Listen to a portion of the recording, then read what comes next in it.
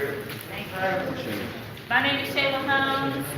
I am the CAV, Coalition Against Violence, and CEIR, which is our Corporate Equity and Inclusion Roundtable Executive Assistant. I just recently got bumped up to the new Youth Peace Summit Coordinator.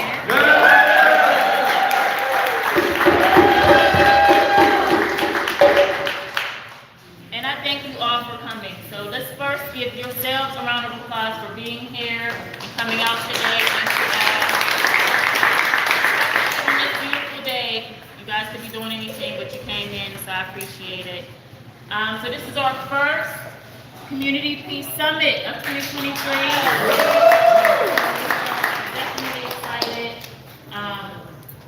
And yeah, so we have a lot put together for everybody today.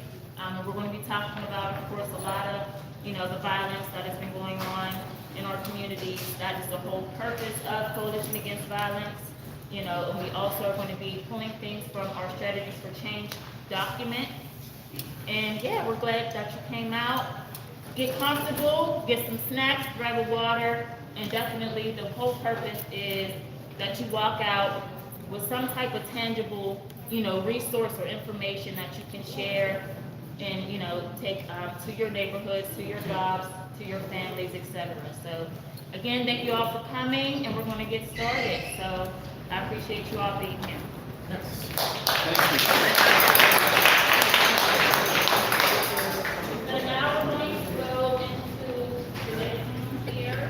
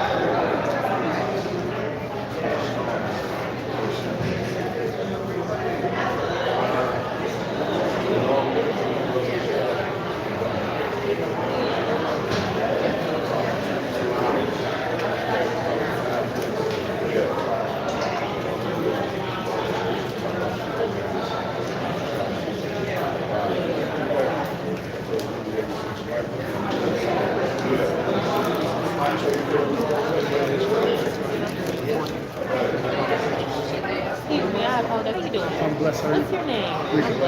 Rico. I'm Ashley. I see you all the time. Hi, this is Ashley right now, so we can have a conversation over there.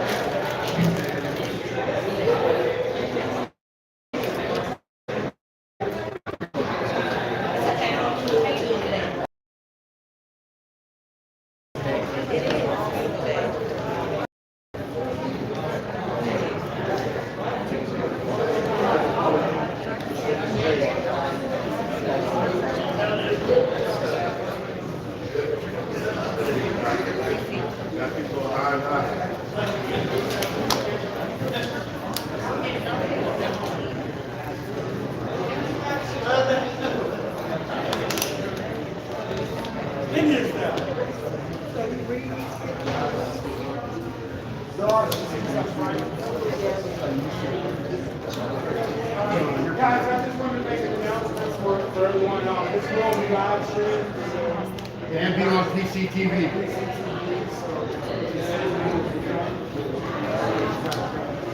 Some people know, just to get flags, so we want to let everyone know that it's actually live.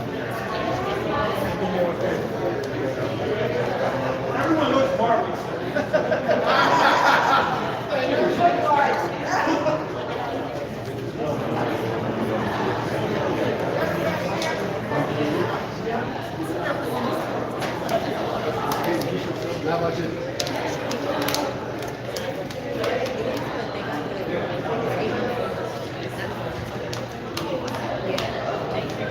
Thank you, Ashley.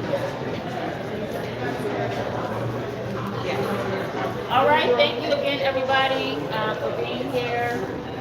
Truly grateful. I see some familiar faces and some I don't know, so definitely thankful for you to be here. I'm a bit under the weather, a little stuffy, so if you can't hear me, I apologize. But I don't know if all of you grabbed a program. For whoever doesn't have a paper program, we do have a QR code that you can actually scan and it will bring the whole program up. So we're going to be looking and reading from our, as I mentioned, Strategies for Change document. And the CAV Strategies for Change document is a document that has over 800 strategies for our community, our youth, our families. And today we're only going to go over a few of those strategies. And then of course we will have more summits in the future where we'll go over some other things.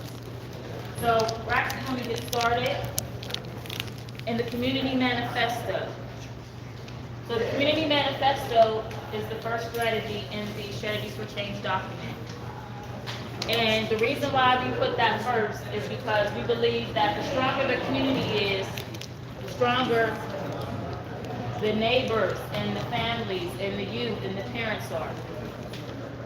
So we're actually going to be having Mr. Ernie Bay, who is a part of our CAV working group and also a member of Mad Dad's organization. And he's going to be coming up and presenting a few of the strategies from the Strategies for Change Community Manifesto section. So Mr. Ernie Bay, can you please come up and join us? Let's give him a clap, everybody.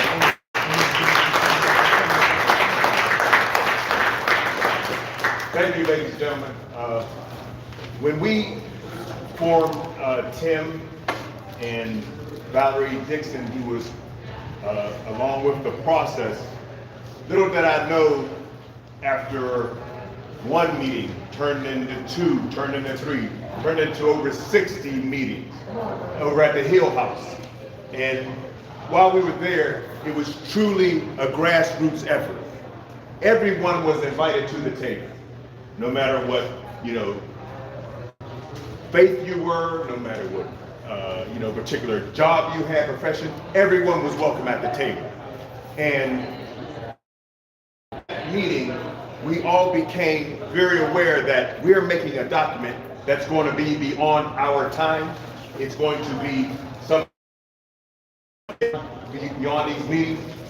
But at the very time we were making these documents, these words, we had members come up from the community. And at that time, Jazeri X, Minister Jazeri X at that time, now he's with One Hood, you may know him from that. But at that time, he came just to address that his concerns was if there are people in the community who, for whatever reason, may have found themselves incarcerated, once they come out with those, statements attached, felonies, how would they become community, participants? Because we know that's a death sentence in many ways when it comes to employment. When you have, those, that baggage, I'll say. So when Jazeri said, we need to create entrepreneurial pathways, so these people may not have to go to, say, corporate America or, your utilities to get a job. Let's find ways to create their own jobs. And entrepreneurship was a great way. But as I was sitting in the meeting, I'm born and raised in Homewood, went to Homewood Elementary, graduated from Westinghouse in '73. So I know my community well. As a matter of fact, just to toot my horn, I'm on the Westinghouse Wall of Fame, which was one of the greatest days of my life, But at any rate, I digress. The point was that I know my community, and in that I said, if we have, at that time, I'm talking about the early '90s and when the crack epidemic really hit, you have to understand shootings were almost commonplace in Homewood, Brushman. I mean, there was warring factions, that were going on. Fast forward maybe 15 years later, I find myself at the table with, the Coalition Against Violence, and seeing Jaziri X talk about entrepreneurship and their own pathways for jobs. Well, with that, I said, if we still have this violence in our community, what good is it going to do for an entrepreneur to come in?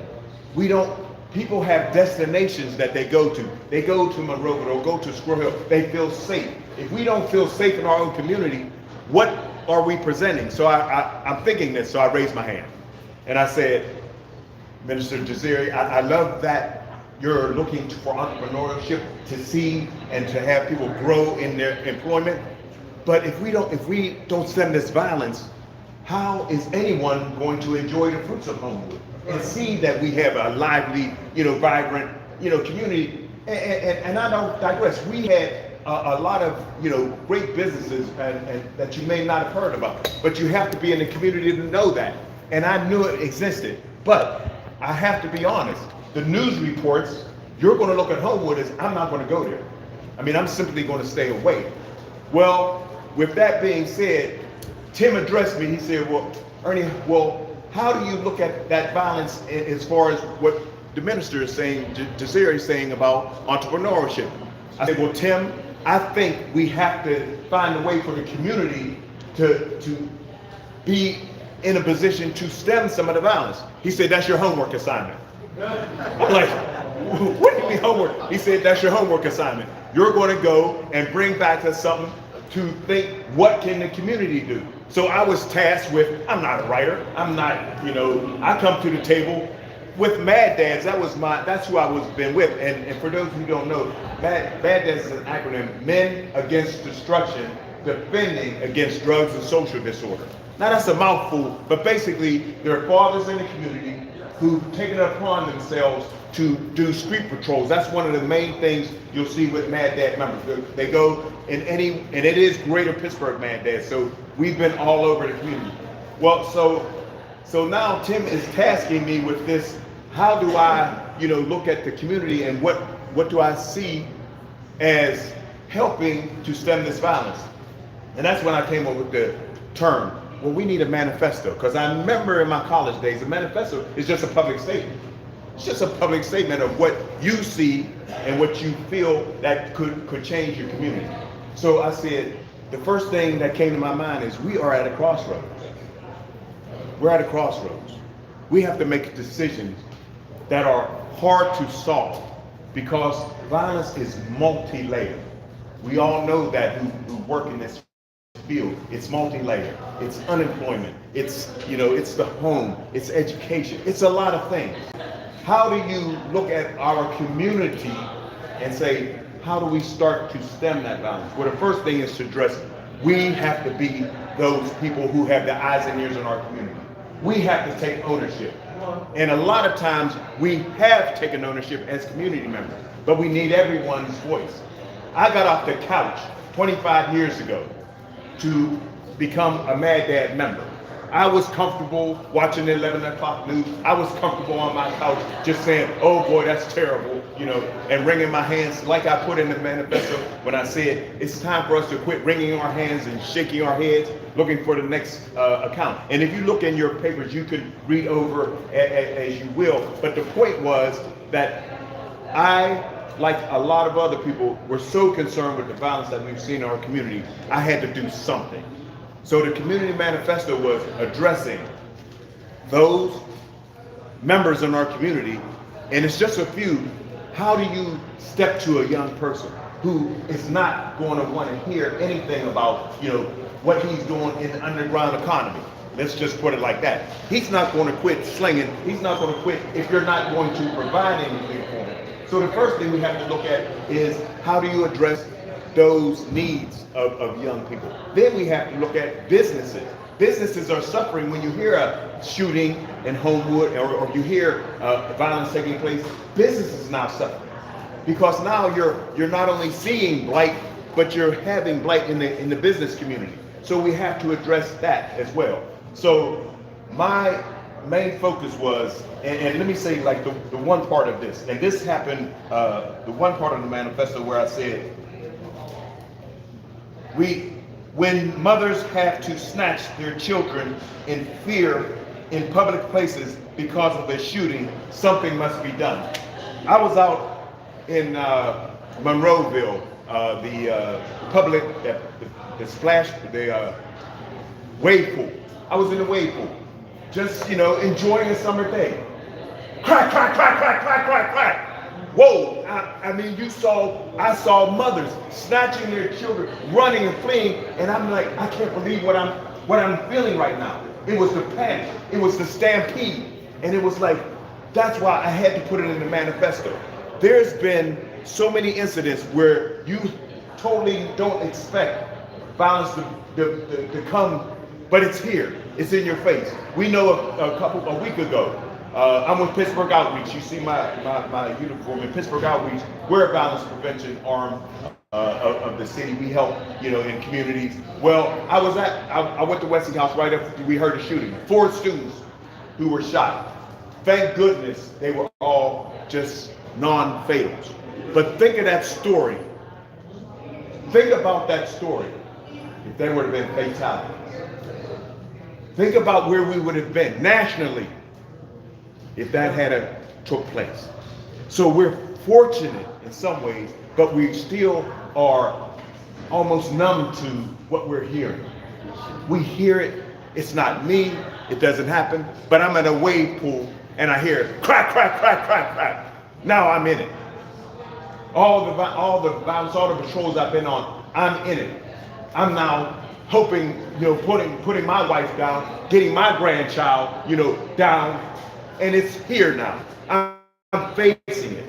So the community manifesto actually was looking at ourselves. Let's take a hard look at ourselves and say, what really can we do? Well, one of the basic things you can do is speak to young people when you see them.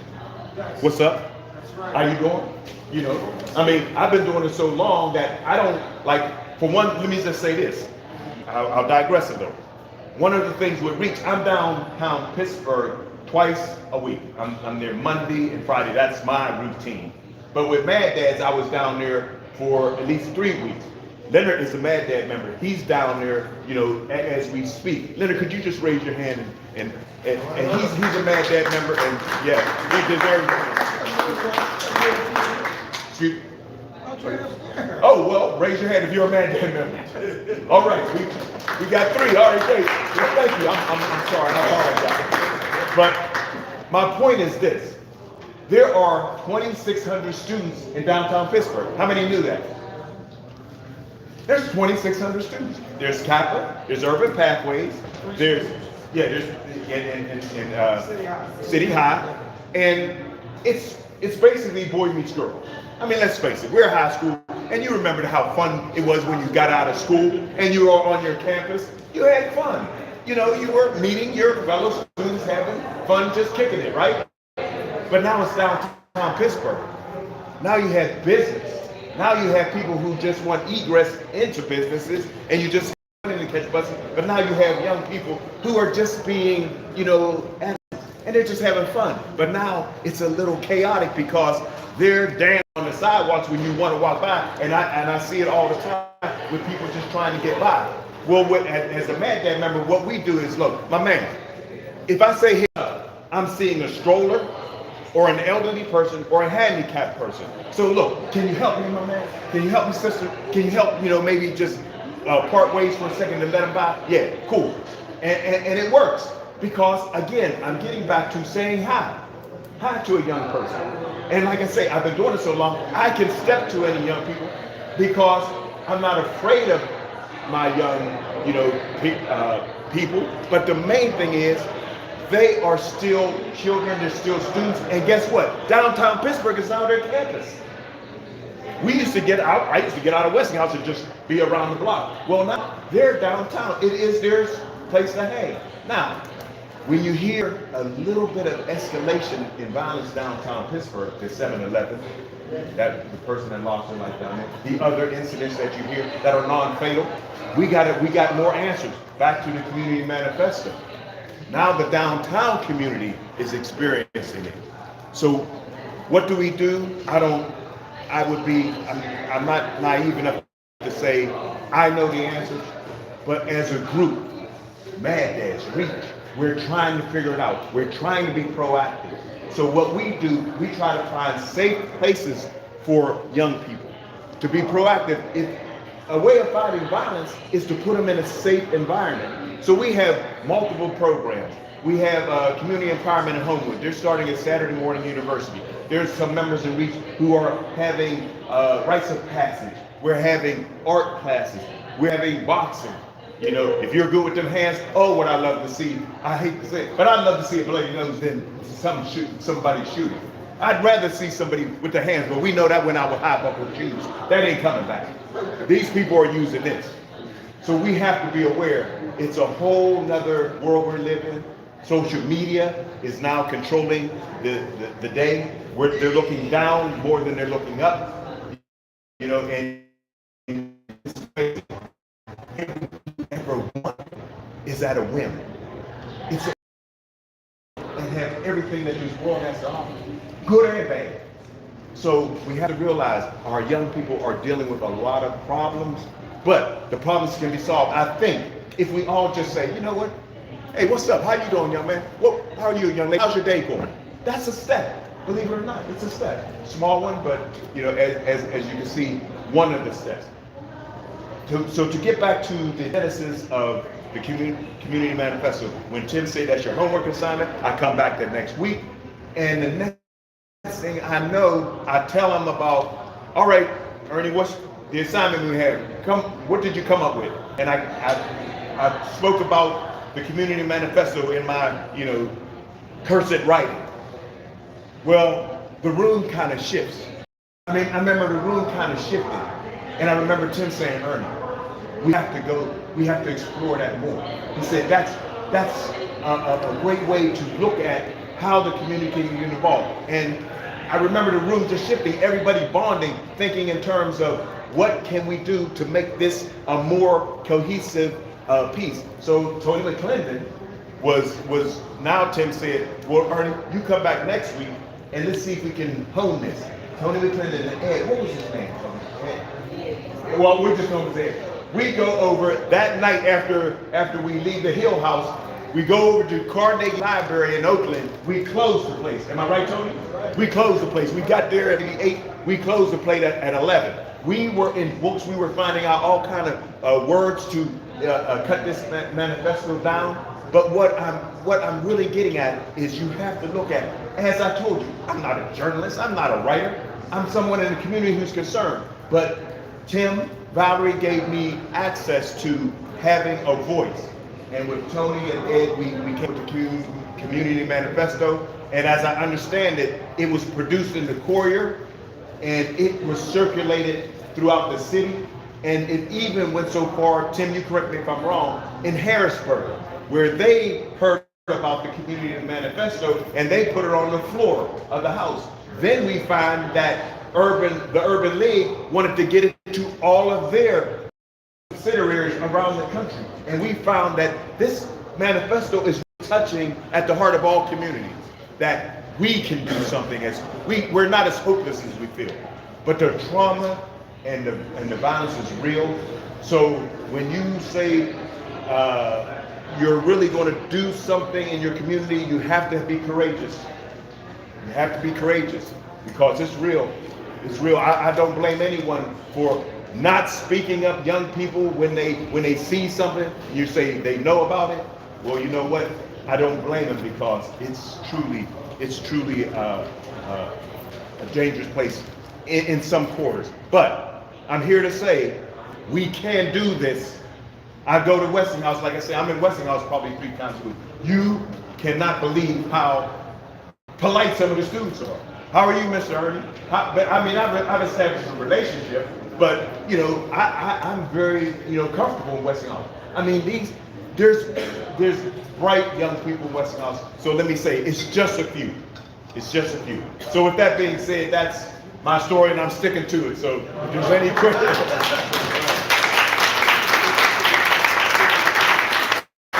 If there's any questions, Tim, all right. We're going to have some response after the next two speakers. All right, thank you.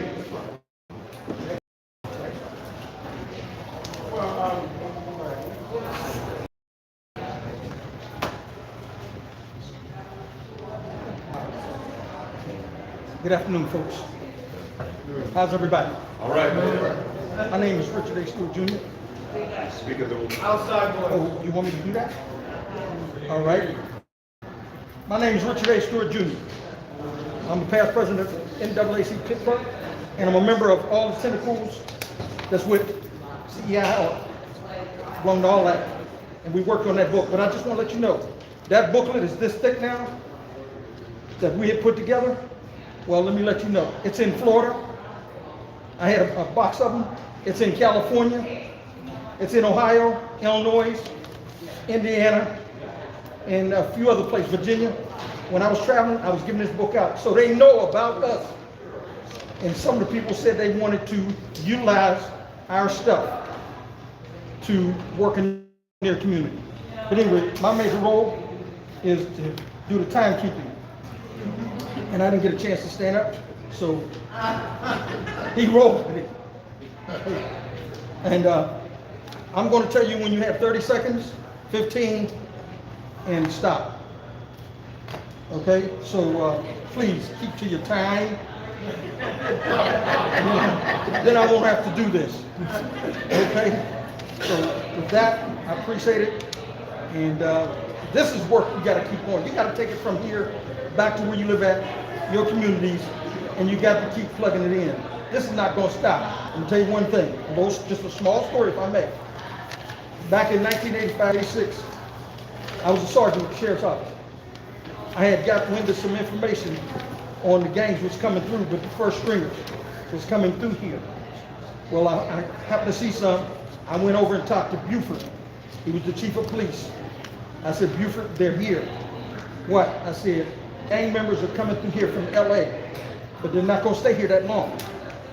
They set up and then they roll. I said, you need to get with. So he went and talked to Mayor, was that Maslow? She was the mayor. She told him, well, we are Buford. Within a year, they're going to break out. Well, in a year, they broke out and you couldn't stop it. So when somebody tell you something, see something, look at it, act on it. Thank you.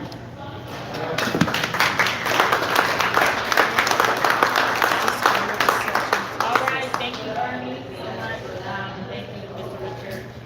Next, we're going to have Ms. Lois Tony McClendon come up and speak, and she's going to be talking about the role of the family, which is the next section in our Strategies for Change document. So let's give her a clap.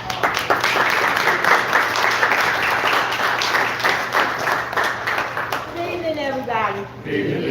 I'm trying to use my big outside voice. I have one question, 3 questions really. How are the children? Think about it. How are the children? Second question, where are you in space and time? And why are you here? Why I'm here? Because the ancestors willed it. Yes, so it's hard to believe that this started in 2007, 2008, and I had asked Shayla, was I supposed to write a treatise about what's happening today with the family? I said I can't do that because what's happening with the family is still as true today as it was then. There's more violence, more state-sanctioned violence, more children are afraid. We can't protect our children. We need to protect our children. And there are prescriptions for how we can protect our children. And back in 2008, when the Coalition Against Violence did a community manifesto and the role of the family, this is the first document that we produced. It had the role of the family and the community manifesto in there. And as, I don't know if Ernie mentioned, they called me the lead writer, editor.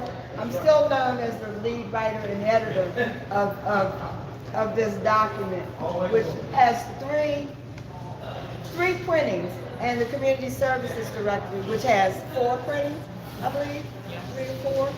So, 2008 to 2023, what I'm going to read, and I'm going to be reading the role of the family from here.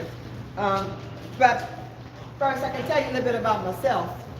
Okay. Yes, tell us about yourself. I am the founder, one of the founders of New Voices for Reproductive Justice. And back in 2008, we weren't talking about reproductive justice. But in one of our editions, we wrote about reproductive justice. Back in 2008, we weren't talking about in our document LGBTQ plus rights. We weren't talking about that in 2008, but it is in the document. And these are conversations that started long before Coalition Against Violence codified things on paper. And these are conversations that are going to go on long afterwards. But what we have to do is begin to find solutions. We're kind of like living in the past or thinking about the past, what's been done in the past. Let's be forward thinking. And I think when we did the Coalition Against Violence, did the role of the family in the manifesto, we were being forward thinking.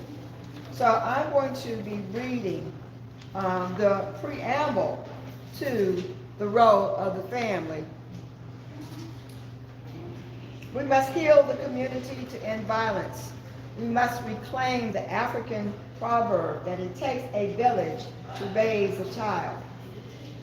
More importantly, we must realize it takes the entire village to help the family raise our children. This includes the schools, communities of faith, social institutions, and community allies. All aspects of the village must take the responsibility of raising children and supporting all families in our communities. Therefore, as the village, we recognize the following. There are all kinds of families in the African American community: two-parent families, single mothers raising children, single fathers raising children, grandparents and other relatives raising children, and foster care families. The village must support families no matter what the composition or the orientation. Families need the support of the entire community. Institutions of faith, schools, businesses, and social and educational institutions must help them raise children and provide relevant programs to address the diverse needs of the family as well as those of the community. And I can see in this room, there are organizations and agencies of people who are doing just that today. We have lost, and maybe we haven't lost the understanding of how the history, cultural values, beliefs, practice, and traditions has sustained and protected the African American family. We have not lost that understanding. I just wanted to repeat. We wrote that back there. We have not lost that understanding. We may not think on those terms, but we have not lost that understanding. Because understanding is here. The understanding is here. The understanding is here. We have forgotten, and we probably haven't, the significance of our elders as keepers of wisdoms, as teachers of cultural values and role models for parenting.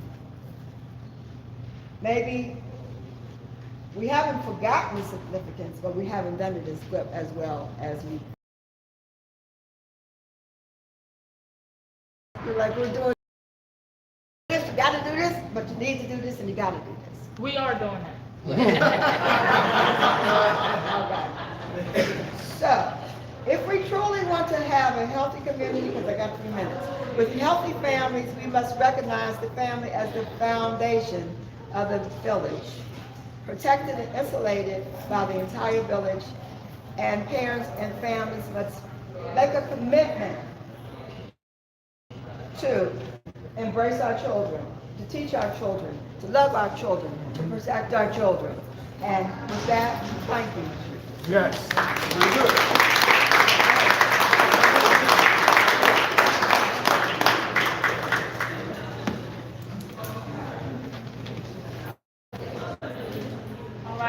so much, Ms. Lois, Tony McClendon. So you all have a copy of the Strategies for Change summary. So please feel free to read, share, and we're asking towards the end that you all really inquire about getting a full document, which really entails all 800 strategies. And 800 is a lot, but again, people put their time, energy, efforts into creating this document. So we definitely want to make sure that we utilize it. So let's give her another clap.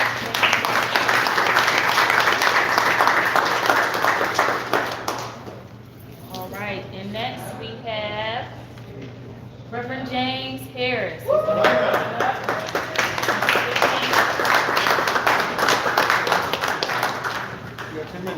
Hello, everybody. You shouldn't have invited a preacher here. You got 10 minutes right here. A guy to talk about the Lord. The Bible says, if my people, and you are God's people, Yes. would humble themselves, pray, seek my face, turn from their wicked ways, you'll hear from heaven. I'll heal your land. The problem today is the church has been silent. We've not been in the streets, we've not been visible. In order to change things, we've got to take the family serious, the community serious, and become visible. Why did you come here today? Just to run your mouths again, talk about what's wrong? To point the finger at this one or that one? That's why you came here, then you're on the wrong path. We've been praying in our churches. I've been calling the names of the young people who've been killed, the family members. We put them on a prayer list longer. 73, 74 mass murders in the country. Not even the end of 2 months yet. We've been praying in the church. Kaepernick got on his knee and started a revolution. We've got to come off of our knees and take some action. The world needs action. We need to be visible. We need to be out there. Let me put it this way. I grew up on the Hill. I grew up in Holyoke, Monticello Street, Cherokee Street on the Hill, Lincoln Avenue. Went to Arthur Dyke's first group of black students integrated to schools in Pittsburgh. We fought every day. Every day. But I learned something. Because my parents kept God and kept the value of life in front of me. One time I took a knife to school. I was going to take care of one of my problems. But my teacher went to one of the AME churches and she saw me with the knife and she said, I'm going to call your mama. I put that knife away because I was scared of mama. Because mama put the fear of God in me.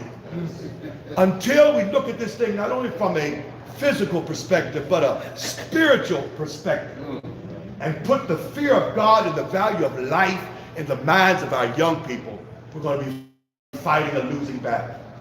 How do you do that? You've got to talk it, you've got to walk it, you've got to live it. You must be the examples, and like my brother said, not be afraid to talk to them, of what people should be and how they should value one another. Again, if my people, and you are God's people, were called by God's name, called by Allah's name, called by Jehovah's name, I don't care what you call God, would humble yourselves and pray, seek my face, turn from your wicked ways, I'll heal your land. I'll take care and change the minds and hearts of young people who play with guns all day on video games, God in prayer. God bless you. Thank you.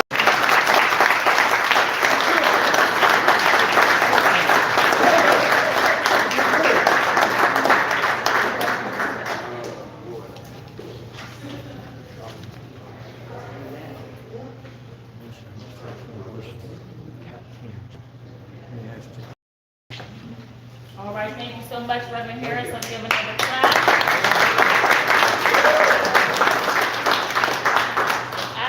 I grew up in the church. My Nana made sure I made it to church every Sunday, so that definitely, I don't know if y'all heard me up here, you well, yeah. No, but thank you seriously, because we definitely need our churches to step up and play their roles in our communities, so that absolutely matters, excuse me. So right now, we're going to take a moment to basically get some feedback, some engagement. We didn't just come to talk at y'all, we want some, feedback. So we actually have created what we call our CAT initiative, and that stands for Community Action Team, okay? Because we don't just want to leave here and, oh, this is just another event where we just come in and talk, and no, we want action, right? So if anyone is interested in joining the CAT team, you can actually see myself or Tim Stevens. Tim, put your hand up. Everybody knows Tim. We have a legal pad going around now. Yes. Do not write like I do. So feel free to fill your information in, and I myself will reach out to you directly, all right? So, as that is going around, anyone have anything they want to add or say, any questions before we move on to our next speaker? If they do, for 10 minutes. If you do, you got 10 minutes, so make it quick. Yes.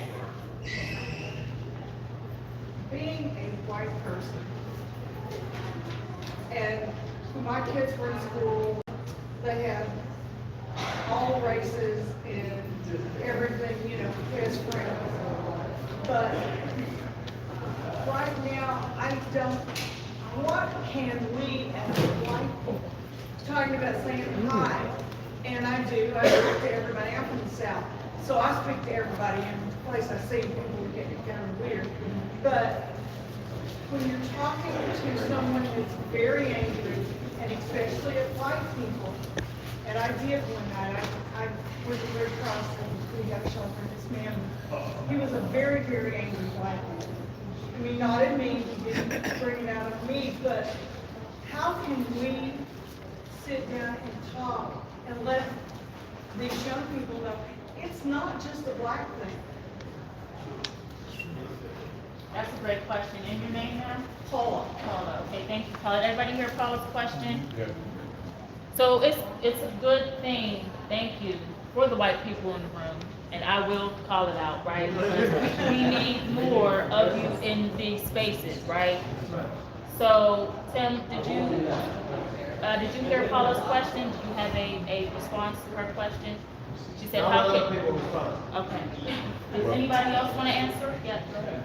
Well, I think one thing you have to do is, when I mentioned earlier, you have to be courageous. And courageous means sometimes it may take a Thanksgiving conversation. It takes a Christmas conversation and everyone's gathered. It may take for you to make some of your relatives and friends uncomfortable and tell them that, oh, well, I'm saying it may have to be that uncomfortable conversation that you have around the dinner table and call out what you see in your own family. Because a lot of times, you know, bigotry doesn't have boundaries. It can be in your own home. So it's check that uncle, or check that aunt, or check someone at the table when they, you know, start talking in ways that you know aren't correct. So, like I say, sometimes it just takes that courageous conversation. Yes, thank you for adding that. Golden Harris? When I was in school, I graduated in 71 from Alderdyke. Yeah, ran against the King twin track. When I was in school, we didn't have a problem with Jewish kids. We had a problem with the Greenfield kids. See, the Jewish kids had a religious background. Greenfield kids, no. That was one of the issues. Every revolution fight was with them, not the Squirrel Hill kids. So religion is at the bottom of a lot of this, and faith, and how we see each other in the sight of God and through our own eyes. Thank you for adding, Reverend Harris. Yes. To piggyback on Paula's question and to take it to a bigger group, how does a predominantly white congregation get involved in outreach in this way, especially as an old white lady that doesn't have a lot of places to interact with white kids? Yes. And your name, ma'am? Glenna Wilson. Thank you. Thank you, Ms. Glenna. Roy? Hi, Ms. Glenna. My name is Roy Blankenship. I'm B-PEP community organizer. A lot of my work is to ensure the ties and the bandwidth of people connecting with each other. We want to make sure and to answer. Okay. Yeah, my name is Roy Blankenship, B-PEP's community organizer.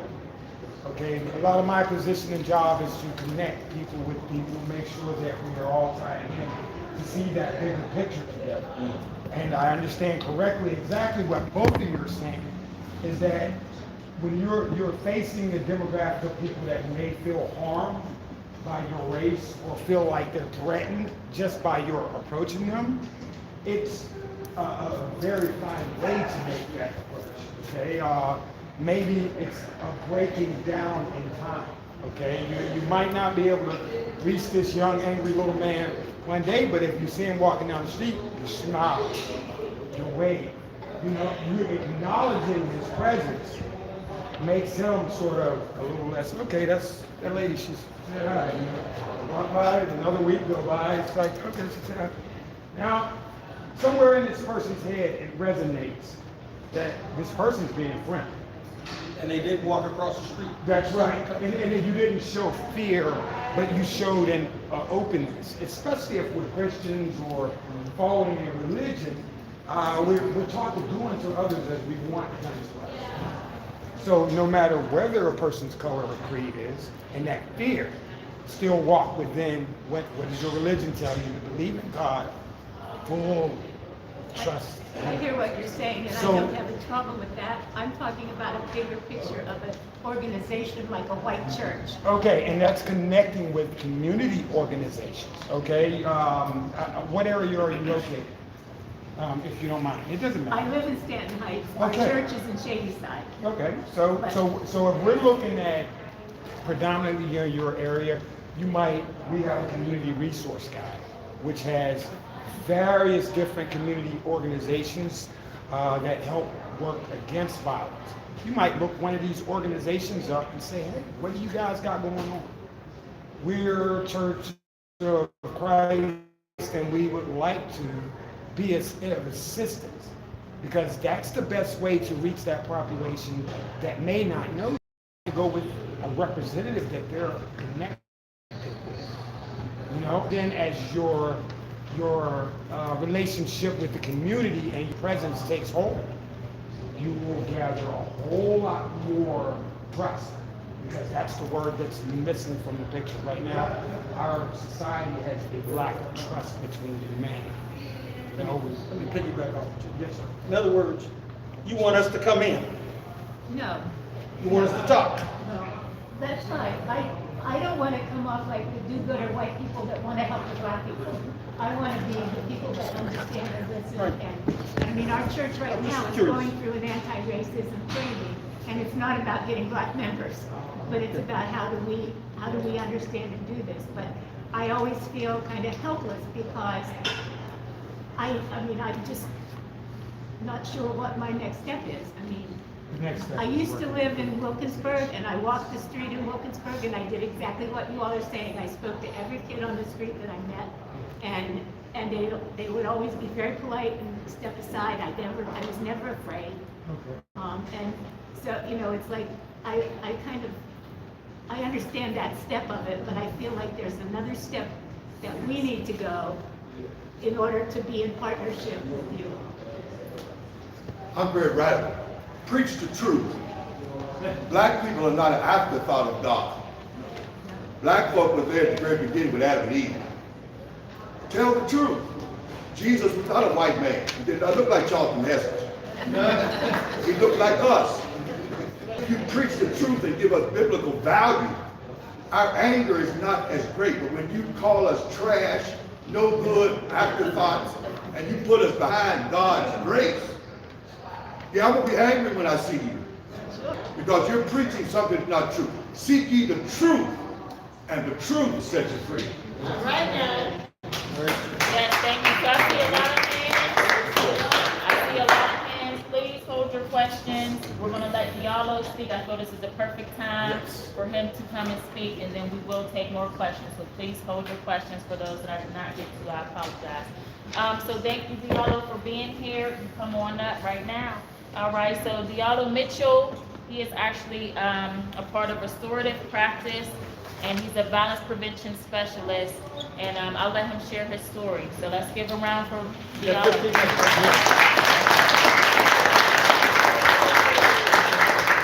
How's everyone doing today?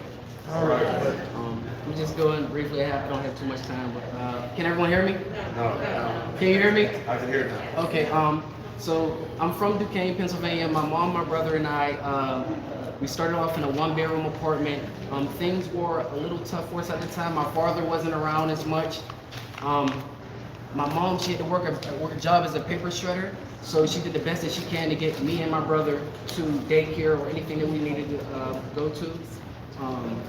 We were able to gather enough money to move into a better house.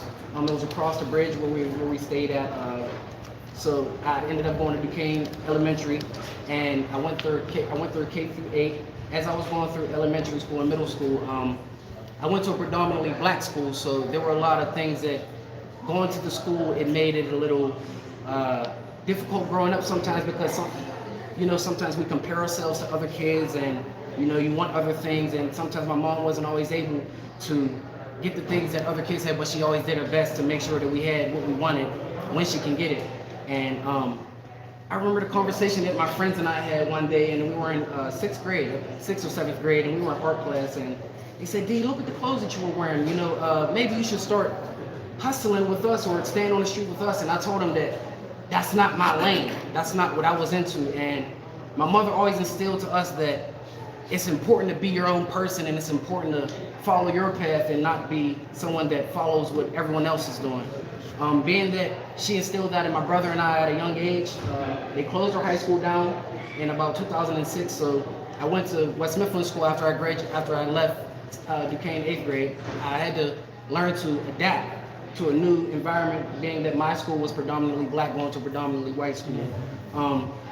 Being that she told us to have that in us, that we were able to be our own person, and she gave us the confidence to be that person and not follow other people and to be leaders. I had to find a whole group of new friends because when I got up there, my friends, they got into a 30-man riot within the first couple months of the school, so I had to find a whole new set of friends, and I had to learn how to do new things. That's why I was able to adapt so well. Throughout high school, I played football, baseball, ran track. I won prom king. I won the funniest in the school. I was a good kid. I was a good kid. I was a good kid. I never got in any trouble. I always made sure that I decided to set the standard on what I wanted to be in my community and people that come from situations like mine. So after I graduated high school, a month after I graduated high school, July 21st, 2013, I was shot and was paralyzed. It was chest down. I didn't know the guy. It was just wrong place at the wrong time, or now that I like to say right place at the right time because I was blessed. The bullet was 1 millimeter away from my main artery. It's still between my spine. I never seen the guy a day in my life. Had to go to therapy 4 times a day, 5 times a week. I had to learn how to do everything that we do in our natural lives that you do without thinking. It was a hard time adjusting to living life in a wheelchair, being that I was just this athlete a month ago, and had to learn how to adapt and adjust to a whole new lifestyle. I had to figure out what was next for me, mentally, physically, emotionally, and spiritually. And I remember the day that I almost gave up. My mom, we were actually about to go to an event, and I almost teared up because when she said it, it changed my life and my whole perspective. Because she said that I was chosen. And as I was going through it, it was just a situation that it was tough to swallow at a time. And just being able to have faith in God, and being that I saw myself with a future, and being able to see that I had more and I was able to do more, I didn't stop, and I didn't allow myself to let my situation be the story of my life. I decided that I wanted more, and I didn't want to be the victim anymore. I decided that I wanted to have victory over my situation. So I decided to turn tragedy into triumph, and I decided to do everything possible that I could to change my mindset and how I handle my situation. I always told people that it's not about what you go through, it's about how you view what you go through. Because God will give you something that you will have to go through something, because what you're asking for is not something that's just given. Regardless of if it's a good situation or a bad situation, sometimes we need to go through certain things in order to get where we need to be. And where you are, it's not where you're going to be. So where I'm at now, I actually work as a restorative practice coordinator in Still Valley. I speak at schools all around the Pittsburgh area about gun violence, better decision making, and life choices. And I try to tell the kids that being your own person is the most important thing that you can be, because a lot of people have values and have visions and things that don't align with who you want to be or where you're going.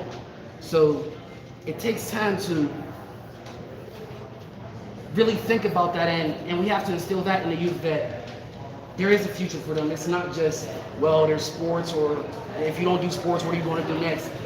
There's a lot of things that the youth can do to improve our communities, and there's a lot of things that we can do as a community to help our youth. And not only the youth, that we can help parents that also go through things that they might not be able to express when they're going through it. And sometimes that may be the cause of why we see our teens and why we see our youth going through certain things that they can't express, because the parent is dealing with a lot of things that they weren't able to express. They didn't have an ear for someone to vent to or anything. Actually, I'm at Still Valley. I do that also. I just got hired at PEP for violence prevention specialist, so I do that also. And I also finished college. Also, I went to Cal U. Through the whole process, while I was doing therapy, I was taking classes. I did everything that I could to change my mindset, because at the time, like I said, I wanted to give up, and I felt that it was very important that I be the example that I wanted to see. You know what I mean? It takes time to adjust to things when you don't know exactly where your next step is. I was 18 years old when everything was almost taken away from me. The bullet was a millimeter away from my main artery, and when it happened, all I can do was plead to the Lord. I said, Jesus, please do not let me die right now. And I'm here to tell my story today. So just being able to tell my story and being able to have a major impact on the youth in situations where, you know, they may not have this, because I didn't always have someone to speak to me when I was going through things in school.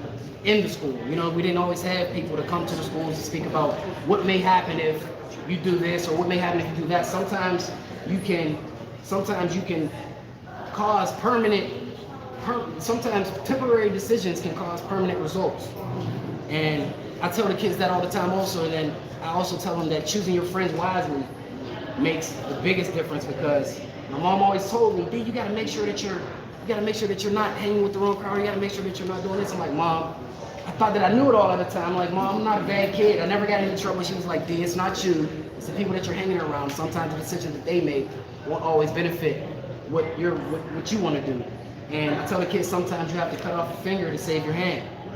Sometimes you have to get rid of things, and you have to walk away from things or people that don't align with where you want to go or what you want to do. And that's just what I do. I just love doing what I do, and I love being able to share my story with all groups, all ages of people, because anybody can walk away from with anything that I have to share, because we all may go through different things in life, and we all go through adversity, and that's what we all relate at. We all have that. We all have adversity, and it's about how we bounce back from it. It's about how we view what we're going through. And that's exactly what allowed me to get to where I am today, and having faith in the Lord, that I know that I wasn't brought here for a reason. I wasn't brought this far just to be this far. And I'm looking forward to what is next for me in my life. And I just want to thank everybody for this opportunity, and God bless.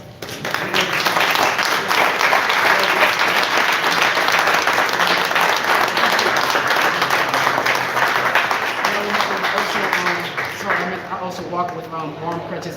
I finished therapy already. I walk with arm crutches, canes, a walker, and I'm paralyzed, knees down now, so everything is moving forward. So.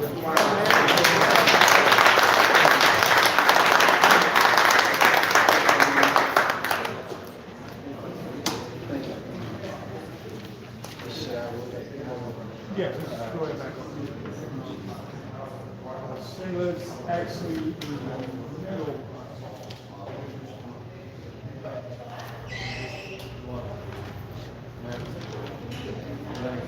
Our next speaker is going to be Mrs. Sister, I didn't get your name. Ms. Luann Cower.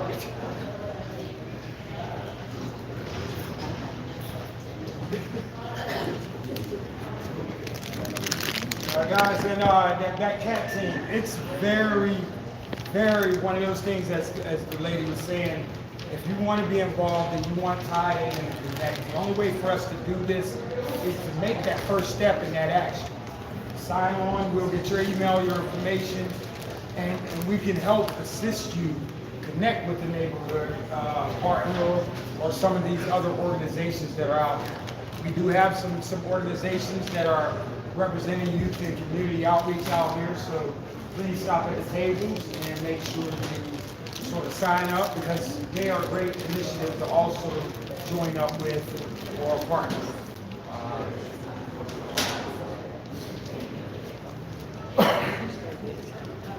Hello, everybody. My name is Luana Coward, and I know how much time Tim gave me, enough time to kind of share my story, but I lost 3 sons to violence within 11 years' time. Nobody reached 20.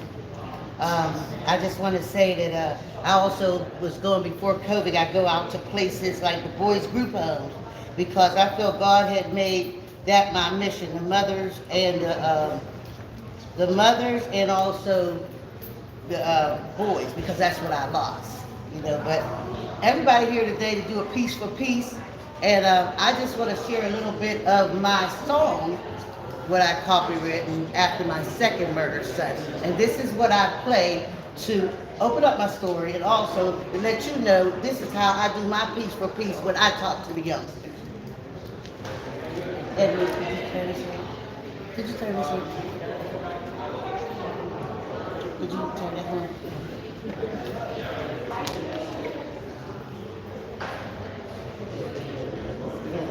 Edward, you gotta work here. Could you come here?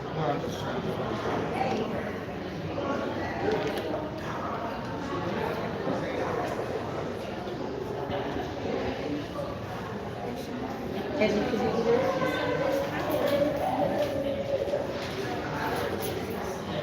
Michael dead.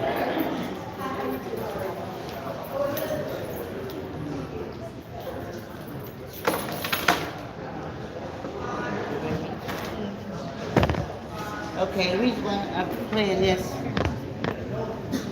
is because these are my 3 sons here. I birthed in the world. And I never thought when I birthed them that they would leave so soon. My first son, Harry Ellis Ray, he was murdered at a lawn party. And I'm going to go on, but this is the song, My Piece for Peace, with the youngsters when I went to the different places to give presentations. And I don't know if she needs that or not, but anyway, I had 3 sons, and I relate to the people. See, I heard a lot of things, what this man said and what she was saying, but one thing I'm here today to tell you that violence is spreading like a deadly disease. It's in every race. You know, you can't even stereotype it no more. So I feel like whenever you find out, you might not be ready. But I think God fixed it in a way where you cross things, God will fix things in a way so when you do, then you would know. Like he was saying, the truth will set you free. You know, but I just want to say that I love doing this type of thing. Let me see, you just got to go to my video right here, Black Space. Oh, okay, I'm sorry. They know all of it. Sorry, I didn't mean to, but the song is really relevant. Go ahead and talk. Just talk. So I just want to say that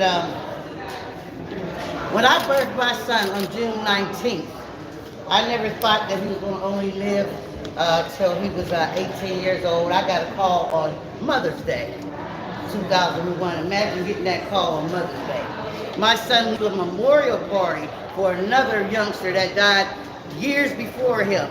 And he stayed there 20 minutes, and on his way leaving, he was shot 10 times. And he didn't make it. But the thing about it is I really want everybody here to do their piece for peace here, right here. Wait, I got it.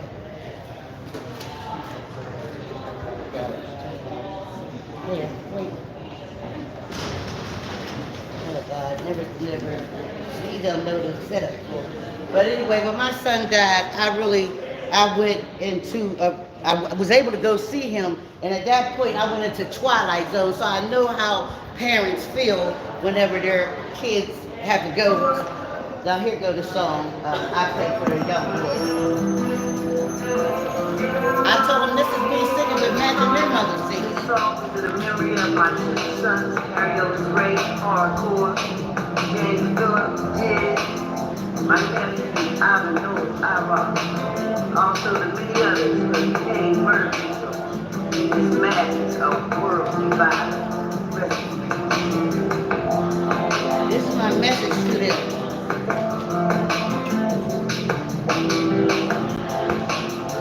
you're in a coffin, you're in all alone. It happened to them first, but the next time, it could be you taking your last ride in a hearse. Think about it. And this is what us as parents, when we lose our loved ones, and this is what I told them, this is what their mother be doing.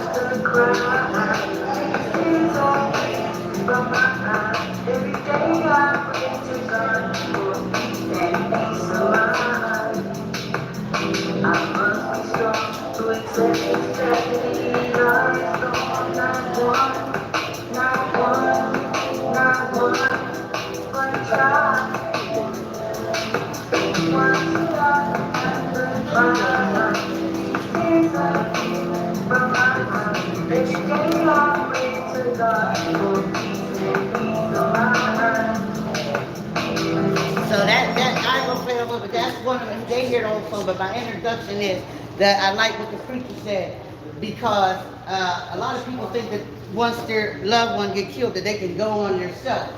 But people ask me all the time, how you lay in Woodville? All three of your sons? How you? I said, they said, how you do it? I said, because I don't. But I thank God that He enabled me to be able to be a vessel, because if I could just save one, and like I said, sometimes I heard another guy, it could be a song. Like he was saying, like people be around the table in your family, you can meet, look, they hungry for attention. A lot of things we look at the kids and we say, oh, look at that kid, but then what happened to that kid? That's how I feel about it. So I feel like if it's a kid in your life that come across, because it don't discriminate. And if you feel a need to talk to that kid or say something, I would like to try to say something. I made bumper stickers saying, stop the violence. And the thing about it, I made bumper stickers because they go everywhere.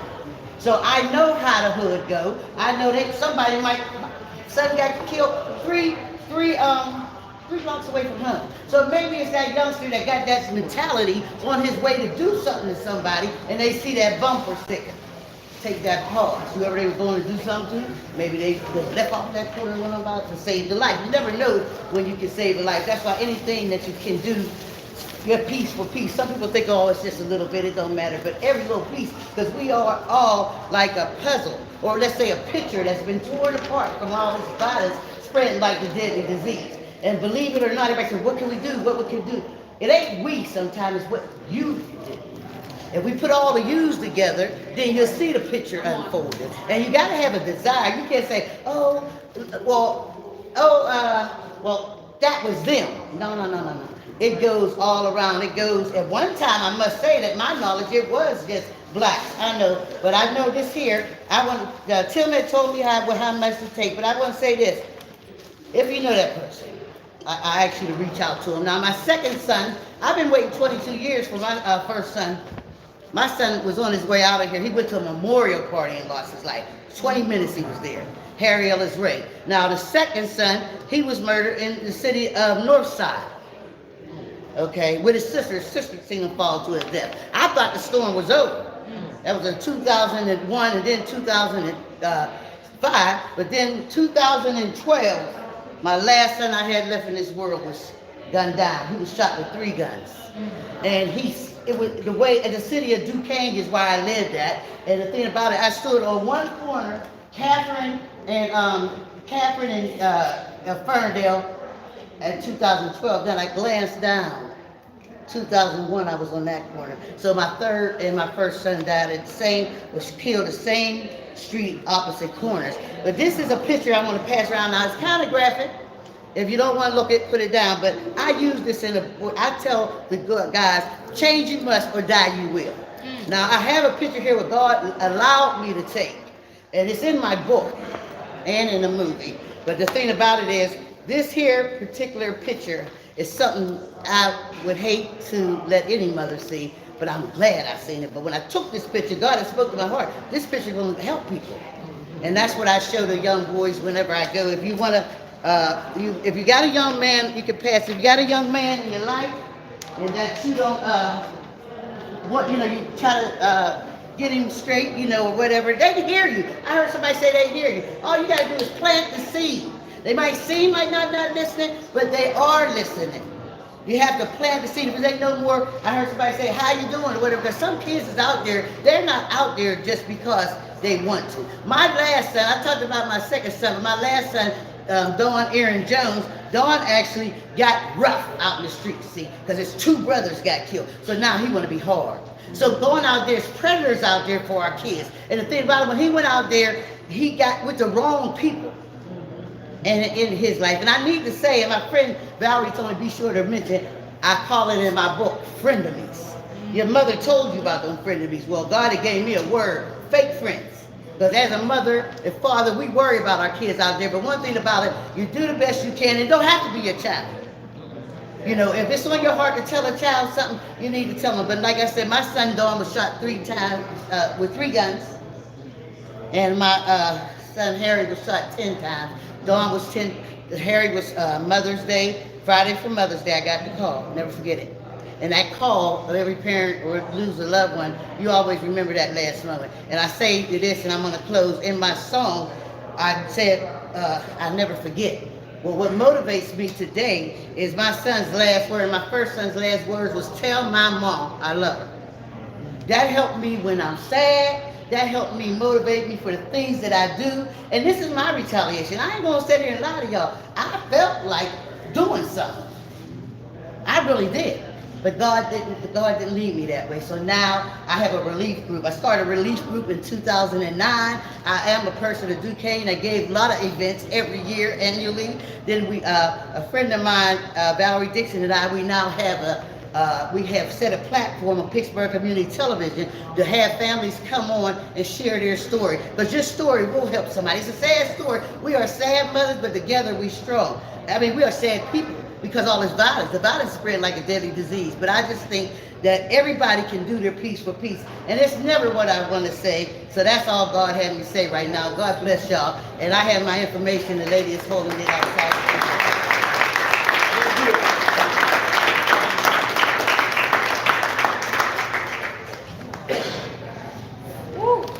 All take a breath. That's heavy, right? That's heavy. That is. Hearing from Diallo and then hearing from a mother. I'm a mother. How many mothers are in the room? Right? That's heavy. That's really heavy. So we thank you for being here. How did you get a copy of this book? Well, I brought a couple of them, but this one is for Tim.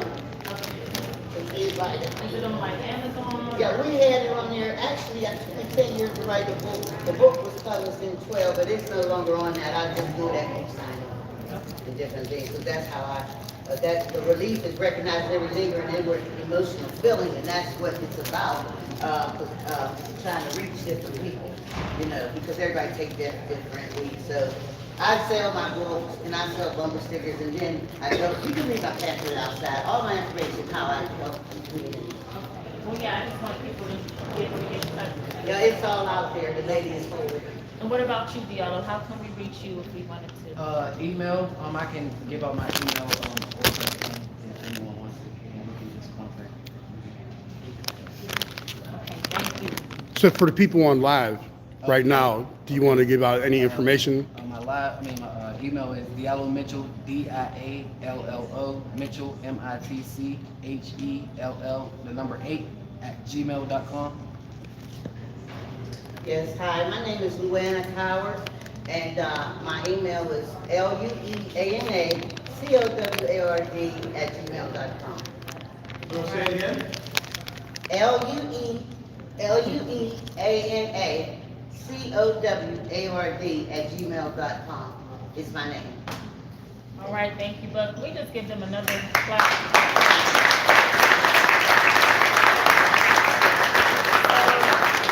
So I know a few of you had questions from the last conversation. So now we hear from a survivor and a survivor, right? She's still a survivor because she lost Yes. 3 sons and still is here, look beautiful, and her spirit says so much. I don't know about to everybody else, but to me, right? So does anybody have any questions or anything they want to add? I know we again had a few hands, so I want to be respectable to those that were waiting to ask questions. I'm actually going to start with Dr. Alan Thomas with your question. Mine was more of a, first of all, good evening, everyone. I don't want to put my back towards. You can come up if you want to come up. And if you just want to tell the people who you are and everything. Just so you know, this is going to be on live stream and on TV. Good evening, everyone. Good evening. I am Dr. Tamara Allen Thomas, and I like to say the proud superintendent of Clairton City Schools. I say yes. Now I understand the colors. Oh, get the colors. All right. Absolutely, all day long. Yeah, yeah. Now, I am a proud graduate of Westinghouse High School. Oh! Yes. So, when I think about tragedy and hear about tragedy, we had in Clairton a tragedy, a 13-year-old and another 13-year-old. So when you have a perpetrator and a victim, that's 2 losses. And then I hear, and I go to Westinghouse and find out there were 4 students that were shot as well. So I made sure I showed up there too. We can't say that we care if we don't show that we care. It's one thing to say it, but there's another thing to do it. So my comment was more about how can we? First of all, you have to be your authentic self. Kids can see when you are not real. So and so do we, can't we? We know when you just want to say it just because it's the in thing to say and do and be. It's not a movement. It's a lifestyle. You have to be vigilant about the things you care about. And when you don't know, you ask. I have tons of, my community liaison, Miss Maddie Nagel, can you stand up please, dear? Yes. Yes. I purposely call her that. She didn't ask for that title. I came to Clairton not knowing anyone, not knowing anything, but I knew the kids. I knew their stories because they weren't different than the ones I've already experienced. And I knew I needed to be there when I drove up to that campus. And when you go into Clairton, the first thing you see is City of Prayer. And I said, no wonder they're under attack. When you have a declaration like that, you don't think the enemy's going to come after that word? We have to stand vigilant and we have to be consistent. What I know is that young people need caring adults. Yes. Not the ones who do lip service, not just when a crisis happens, because it's easy to rally when crisis happens. Yes. But I'm talking about the after part. What are we doing for the families? After. And mom, that is, I'm a mom of a son, and you don't, I mean, every time he goes out, I'm like, oh my goodness, let me look at my app to make sure I know where he's at. That's a horrible feeling. Yes, it is. He was at the Kennywood. When Kennywood happened, both my children were there, and both their phones were dead. So you can just imagine the heart, like my heart's racing. I have other kids running out. I have my Clairton kids. I hadn't even started there yet. They were like, I know you. Gathered them, called their homes, because it's not about what I say, it's about what you do. What we need is you to show up and be consistent. Be consistent, figure out ways. There are ways to do it, and I appreciate that there are organizations here that you can sign up and be a part of and be committed. Put your money, your time, your talents where it matters, and that's with our youth. And that's why we're actually, and I do have to put this out because we're actually going to have a forum March 1st, and we're going to be led by students. I said it's for students because of students. So we're going to have a forum that we want our students, and I'm so grateful that Mr. Tim Stevens and Shayla, they're working with us to make sure that we develop advocacy. It's not my voice you want to hear. I don't want my voice to be heard. I need their voice to be heard. If we want answers and solutions, guess who has it? They do. I don't want to keep talking for kids when they have the answers for us. We keep spinning our wheels, but we need their voice to be heard. So I'm grateful that in part of that discussion, we're going to develop that advocacy. Because I want this room to be filled with them, talking about what they need so that we can give them what they need. So keep you all, yes.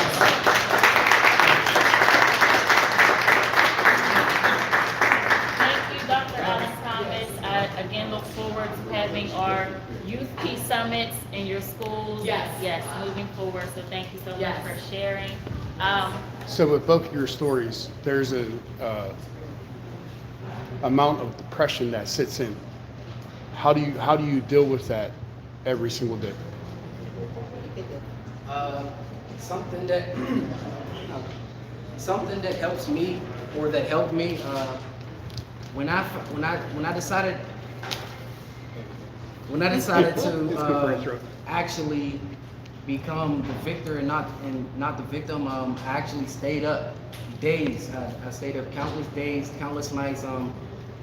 I took initiative in changing my mindset first, because I figured first it was, okay, I thought it was physical, but this is a mental battle.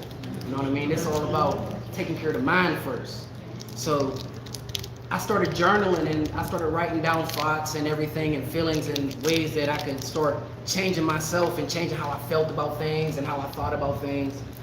So just staying up, taking that time to myself, being able to address feelings and things that I didn't want to address. So I just took that time to work on myself. So dealing with it every day, I just figured that I'd rather be happy. There's always a positive and a negative. So I just find more things to be happy about than worry about my situation. Like I said, it's about how you view what you're going through rather than what you're going through. So I figured that my life, it might sound crazy, but I think that my life is better now than it ever was, because now I feel that I have some value. Not saying that I didn't have any value, but this is what I want to do. So I think that everything has come in perspective, and I was able to trust the process, and I was able to love myself. You know what I mean? I was able to be comfortable with who I was. So that's the way that I deal with it. I'm just comfortable with who I am, and I took the time to handle my mindset. Great, thank you.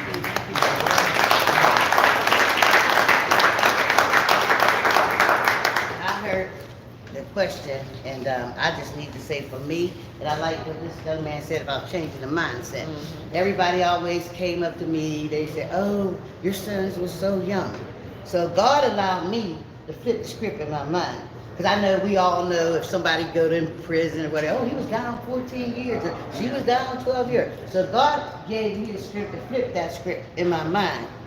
And I say, I thank God that I had my first son for 18 years. I thank God that I had my second son for 17 years. I thank God I had my last son for 19 years. And even though they left this world the same way order I brought them, but I thank God, because I don't regret not one moment with them. That's where I pulled my strip. And when a lot of people will tell you, don't cry, I allow myself to cry. But I know as I'm going down, I just trust God to bring me, and I ain't here to preach neither, but I trust God to bring me back up. So that's why when I go to all these different kind of events, I've been 22 years in this thing. Actually, I've been waiting 22 years for my first son murder to be solved, and 50 people was there. I've been waiting 12 years for my third son, and by the grace of God, my daughter was in a jitney when my second son was murdered. So I like what he said, because that's what I did. I pulled something good. It's something good in every situation. Because even when my 17-year-old was shot, she was the jitney lady, but if it was another jitney, they probably would have left my son up there laying down, because he was 17, and he was going up there, and he got shot in the back. He was trying to run back to the car. The people they took, he opened the door to gunfire. So on a humbug. And how do you think? You got to really go with. It's a mental thing, because they told, and that part is solved for my second son, but the guy gonna get in there and say, "Oh, he wasn't supposed to be there." I just was speechless, you know. But nevertheless, God is gonna take me through. So that's what I do. A lot of praying. I do a lot of crying. I do a lot of communicating with different mothers. I let my phone be open. You call me in the middle of the night. And I wish that y'all can, you said relief is another thing. God spoke to me in 2009, told me to start that group. And know what he said, as soon as he spoke, I said relief. Recognize every lingering inward emotional feeling, and that's what we have to know that the families go through after the fact. You know, but if you are giving Tim a book, maybe he might copy it, I know, but in that lady out there is holding my flyers, and y'all can read what we do, because I help the people in between times. All right.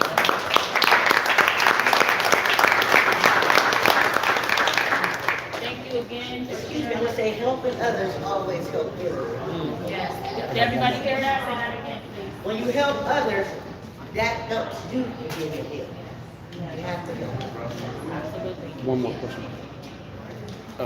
For Mr. Bay, can you get up and tell us how the guys in the room can become a Mad Dad? And can you also tell us about the partnership with women that you have? Partnership with what? With the women, part of Mad Dad's Women's? We have a women's division. Yeah. All right. WW Greater Pittsburgh Area Mad Dads. If you go there, that'll come up. But one thing I would say for anyone who's interested in becoming a member of Mad Dads is that we ask for drug-free men. We ask that you are members committed to your community. But basically, we're fathers who know that we have to be the change that we want to see. And we do go out on street patrols. Every weekend, probably once a month, we're somewhere in Pittsburgh. We were in Turtle Creek. Our last one was in Turtle Creek, last Saturday, where we have a Homewood patrol this Saturday. But what we do on these street patrols is just, like sidewalk mentoring. I mean, we are there where the people are. So, and we don't come heavy-handed. We come in, hey, how you doing? Is anything, what's going on in your life? Just basic questions that, and things that you would ask a son. So basically, that's our approach. But there are times when some residents in the community ask us. I'll give one story. We were in Wilkinsburg, and the high rise, and there was some weed smoking, let's just say. And so the residents in that tower, we knew Miss Benton. She asked us, it's driving me crazy, because we used to go and bring food to the high rise. Well, one time she said, there's just too much drug activity here in the building. So what we did as Mad Dad members, we knew where she said the door, the apartment was, where most of the funny cigarettes are being had. So we knock on the door. How you doing? Hey, we're here with Mad Dads. People in the building say that they've been smelling some activity, that they don't want in their community. So if you know anything, please tell us, because we'll be back in 2 days. 2 days, which we are very consistent. We come, knock again. Hey, have you seen anything, heard anything? No, I haven't. Third day, we come. No more. We don't even get an answer at the door. The residents tell us, thank you for coming, because we don't have any more activity in the building. So that's just one little story, but there's hundreds of them. Because one thing about members of Mad Dads, we're not afraid for street patrol, for one thing, but there is an element of risk. You just have to know that you're in some spaces that there is risk, but we're not afraid of that risk, because I think our community is worth it, and our people is worth it. Yeah, the meeting is this Saturday at the East Hills Community Center on Waverly Drive. So if you're interested, it's from 4 Woner Drive. Thank you. From 4 to 6. If anyone's interested, thank you. Is that information posted anywhere? It's WW Greater Pittsburgh Area Mad Dads.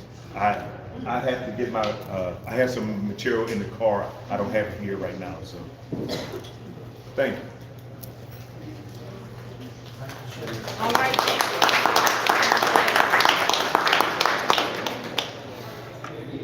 you. Anybody have any questions? Any other? Yeah, go ahead. Go ahead, sir. I have a statement, not a question.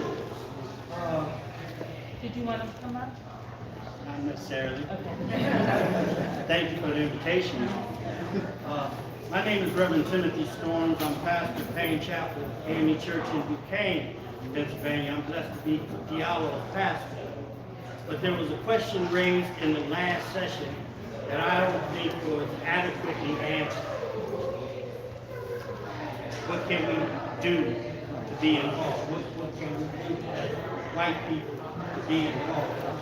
I believe that if our brothers and sisters from the Caucasian persuasion are serious about becoming involved in our community, it begins by dismantling and disbanding the policies and systematic institutions that define and portray black and brown people as the enemy.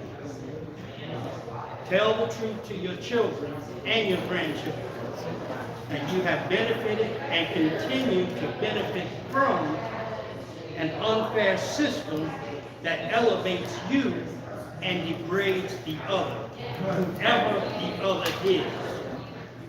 Thank you.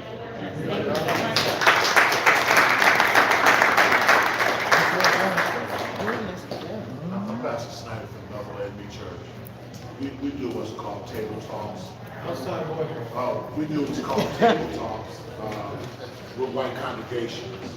And I encourage the Christians to buy this book. It's called Reparations, a call for Christian response, repair, and repentance. And what it deals with is the truth.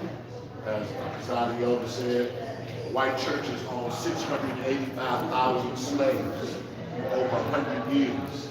And you learn about redlining, why our communities look the way that they look, why our schools are underfunded the way that they're underfunded. So we need white people to talk to white people. I'm glad you're here. I'm glad you're here, and we would love to come and do a table talk with your church. We can become an ally. We can find ways to empower you. But as we need you to go to the powers that be to make sure our schools are funded just like all the other school districts. Make sure we wipe out all of the poverty, the lack of housing, the lack of jobs, the lack of economic opportunities and loans for our businesses to grow.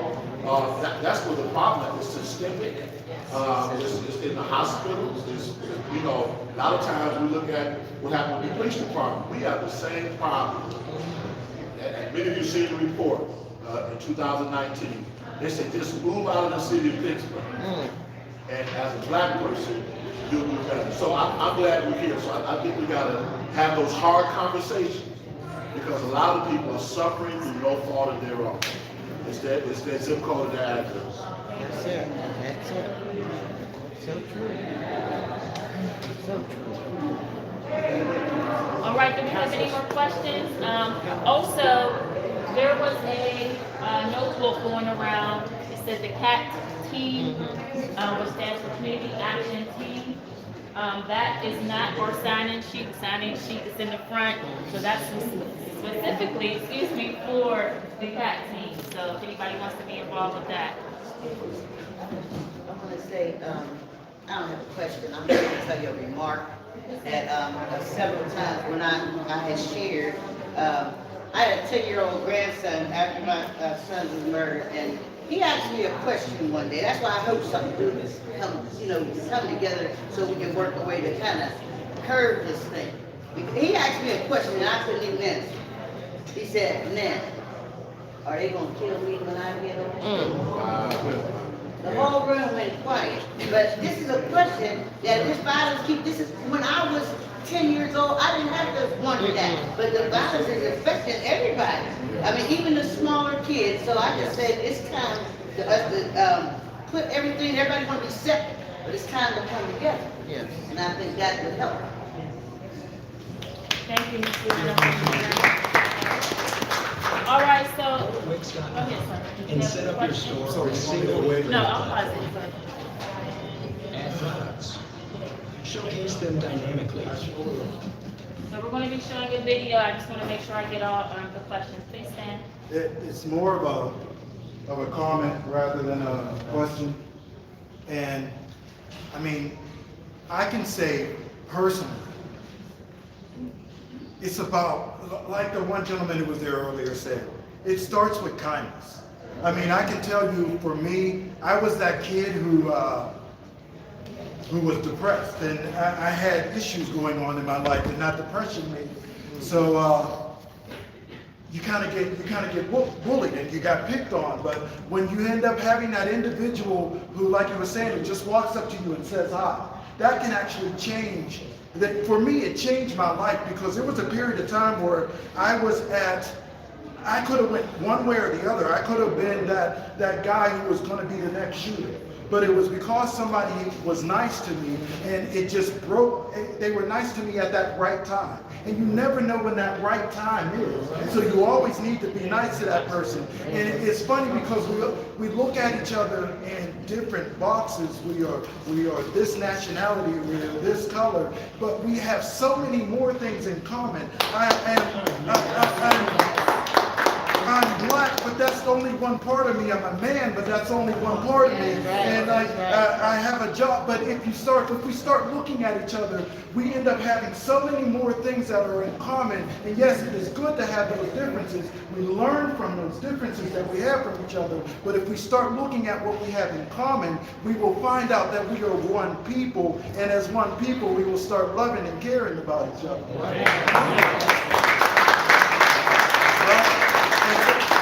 I'm sorry, one other thing, and this is why I believe that God is just moving in this place. It's not, I noticed the things that were going on that I didn't even recognize. Now granted, that's my presiding elder. Granted, that's my family right there. But now, you had a movie, correct? I made a movie project, I had a movie, yeah. I never met you before. I was in the choir of that movie. So it's one of those things where we are one people, and we just need to talk to each other more and recognize that with the little issues that we have, they're so small in comparison to the love and the sharing that we can have for each other. I'm sorry, I didn't mean to do that.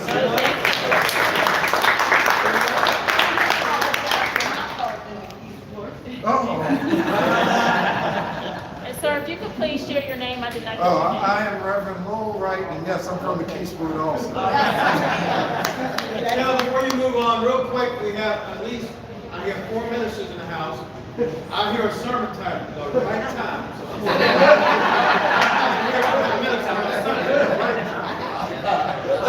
All right, Shayla, let's move on. Well, I just want to man here that actually the movie reached a lot of people. It actually went to Las Vegas big screen. Oh, okay. So a lot of people seen that movie. Hopefully it helps solve some violence out there. It went all the way there. Yeah. All right, do we have any more questions? I'm going to show a video. And I thank you, sir, for talking about bullying, and that's kind of what we're going to kind of turn it. We don't have too many youth in the room, but for the youth that we do have, I'm actually going to be showing this video at our Youth Peace Summit, which are going to be in the schools. But this is really talking about how social media has impacted our youth and our community. So please give your attention to the video.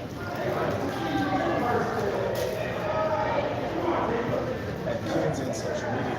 Studies show that too much time on social media apps can be linked to anxiety and depression. On average, American children ages 8 to 12 spend 4 to 6 hours a day watching or using screens. And for teens, it's up to 9 hours a day.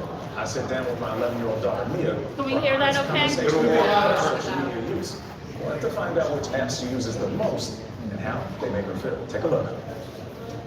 Let's say out of 10 friends, how many of them do you think have an Instagram account or a TikTok account?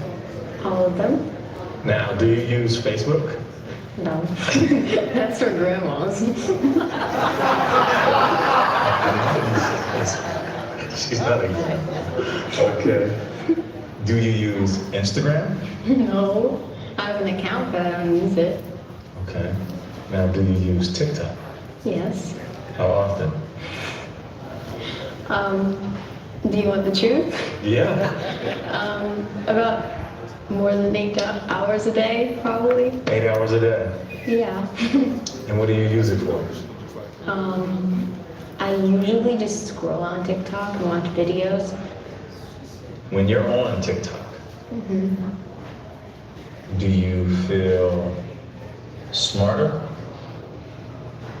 Not smarter, kind of just like more free. I feel like when I'm on TikTok, I can like relate to things better, you know? Sometimes when you're on social media, I wouldn't say it's like an addiction, but it'll be something that like brings you joy.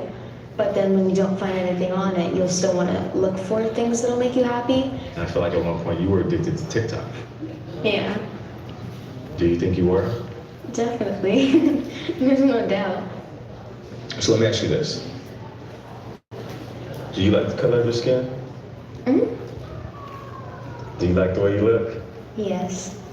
Did you get positive reinforcement in this house? What are some of the things that your mom and I say to you? You remind me that my skin is beautiful, that when I'm going out for dinner or something and I dress up, that I look beautiful.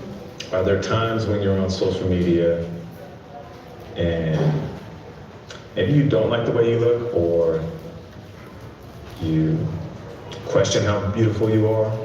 I find someone that's like really pretty. I'm like, oh my gosh, they're so pretty.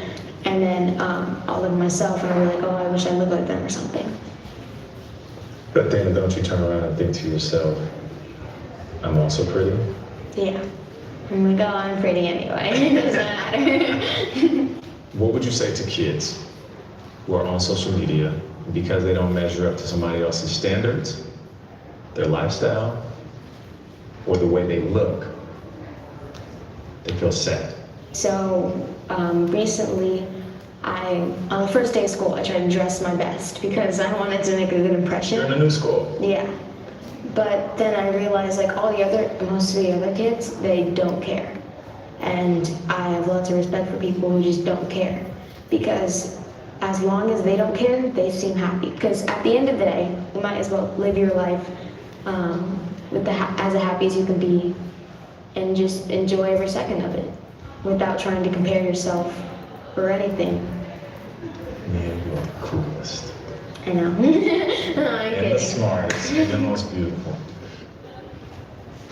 We're joined by Jamie Howard, Senior Clinical Psychologist at the Child Mind Institute. Good morning. Thank you so much for joining us. Before we talk to you, Jamie, can we just have a minute just to talk about that interview? Number one, I got a girl crush on Mia when I saw the two of you interview Michelle Obama back in the day. I thought she is so poised and so smart, but I love the dynamic between the two of you. You didn't wince when she said she was on TikTok for 8 hours. Do you all have house rules? We do. I was surprised that you just said, okay. If you have straight A's and you're doing your chores and you're a good student, then you can be on TikTok, you can be on any app you want, and also play video games. But as soon as you do something wrong, you lose those privileges. But there was a moment there where I realized how much she hears us give her positive reinforcement. Yes. But when she answered the question and she said, sometimes I see another girl who's pretty and I don't feel as pretty, my heart started to drop. Right. And I almost got choked up. I had to collect myself. Because in that moment I realized no matter how much reinforcement she gets, yes. I'm fighting against an unseen enemy, which are people on the other side of the screen that are putting videos out there, and she's reading these comments that people are posting. Jamie, I want to start with you. As a parent, what can we do? Because we are also filled with anxiety. So you did a lot of great things. It sounds like you give your daughter lots of positive reinforcement, lots of specific labeled praise. You value other things besides how she appears, so she has to do well in school. So that's what parents can really do. We want to encourage our kids to get in real life kind of social experiences with all the nonverbals that you get from like a real life conversation, engage in hobbies, move your bodies, get good sleep, because a lot of kids who have this kind of quote unquote addiction, they're watching their apps all night. They're not getting good sleep, and that really affects us, and it can be linked to increased rates of depression. As good as it is, social media does seem to be a double-edged sword to me. How do we navigate that dance, Jamie? So I don't think we want to say that you can't be on social media at all, right? Because that would be socially really disadvantageous to your kids, but we want to have limits. And unrealistic. And unrealistic, right. And so we want to have limits. Sometimes we'll say about 2 hours, as long as you're doing things like your homework and you're doing things in real life, you're engaged in other activities, and you want to model good behavior as parents. So put your phones down during meals, have a place where you can put your phones so that everyone knows, like right now, it's screen-free time. And you can just put the phone face down, because adolescents hate it when they think maybe a parent or someone could see something pop up. So you say about 2 hours of screen time. I'm hearing about 8 hours in that interview, Nate. I had no idea.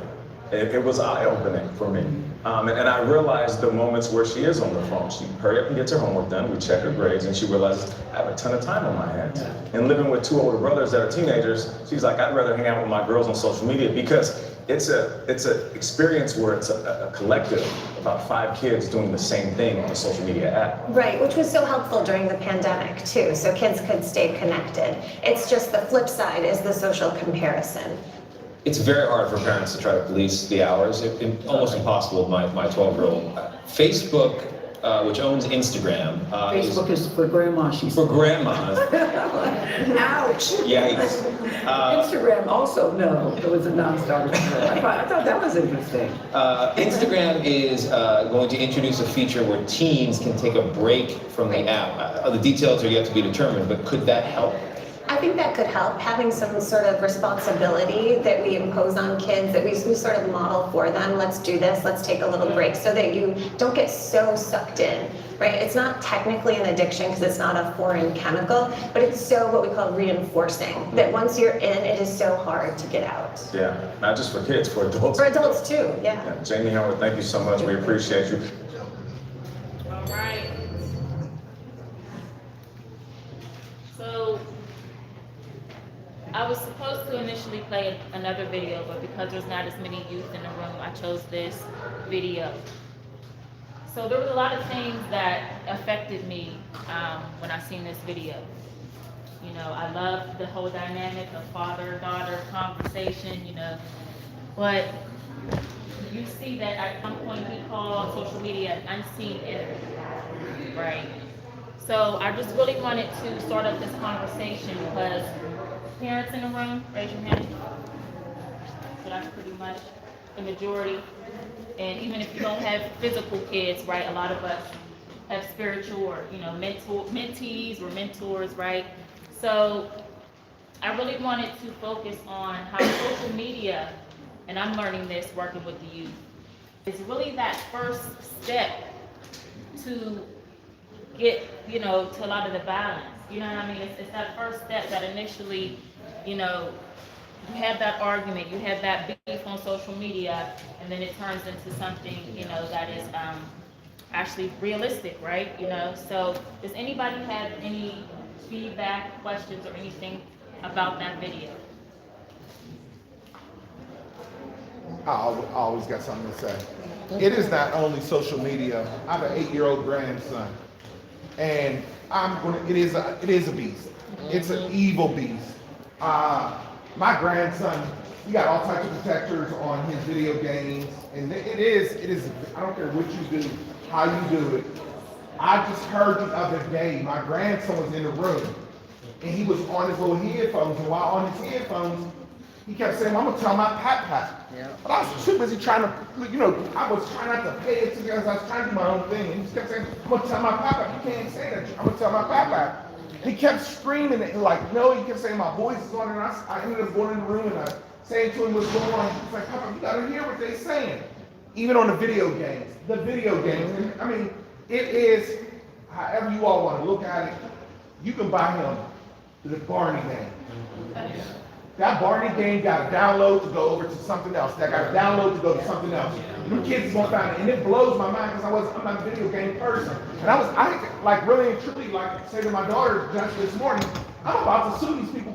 I don't know who this is. This is out of control. Even the football, the NFL, you're on it with like 50 other 1,000 people, and it is a beast. It's out of control. There needs to be a lot of time. It is raising. I remember when I was in our time, when we were growing up, they used to say BET was raising us. My 8-year-old grandson comes home and be like, "You on a video game? Talk about my homework done." That's a lot for me. And that's a lot for me to deal with. So yes, The video does hit home, and I do understand where he say his heart cringed, that his daughter would say that. Yes, because I don't care how many times you say it. Them videos and them little girls and them little boys be on there, and they say derogatory things to each other, and it breaks the other child down. I don't care how you say it. I remember my daughter who had braces, and she had braces. My daughter had braces in high school. My daughter, light skin, fair complected, pretty hair. And obviously I kept her as dressed as possible, well dressed as possible, but they're still criticized. They're criticized for everything. My daughter hated braces coming up. And now it's a new fad to have braces. It's like, you know what I'm saying? It's just so crazy because I can remember that where my heart crushed when my daughter came home and said that they talk about my braces. You know, everyone laughed about my braces, but now it's a cool fad. It is an evil situation. The internet is. I don't care how you look at it. I don't care how you flip it. It is absolutely out of control. Yes, it is. For everyone. For everyone. Well, good evening. I knew he was going to do that to me. Good evening. My name is Yvonne Rainey. I am a community activist, an educator. I'm with the John Lewis Coalition, B-PEP, Pittsburgh High Ground Ministry. We do a lot of outreach. I am a mother, a grandmother, and a woman in Christ. And when I say that is, I have 12 grandchildren, 7 boys and 5 girls. We just experienced something. Mr. Tim was with me over at South Park. My granddaughter, tall, chocolate, brown skin young lady. She's been bullied by 3 white males. The N-word. We was just there last week. It was like 3 other young ladies. And one young lady broke down and started crying because it's all started from Facebook, internet. And what I say to each and every one of you in the room, watch your children and your grandchildren and your children in the neighborhood. Because no child, no matter what color they are, should not be subjected to that type of behavior. And as a mother and a grandmother and a mother in the community, embrace our youth. Embrace them. I'm going back to the old times. The churches is our foundation. And going back to the movement was the churches, Dr. King and all of them. Remember, we are in this together. You walk it, you talk it, be real about it, because we're losing our children to the internet. And when I say the internet, the sad thing is this, that we have control. We have the control. Remember who they're talking to and what they're talking to, because human trafficking is real. Yes, it is. Okay? Yes, it is. And black and brown children are being snatched. But I'm going back to our church, our leaders, our spiritual leaders. Step up, step out, and be there. All right, thank you.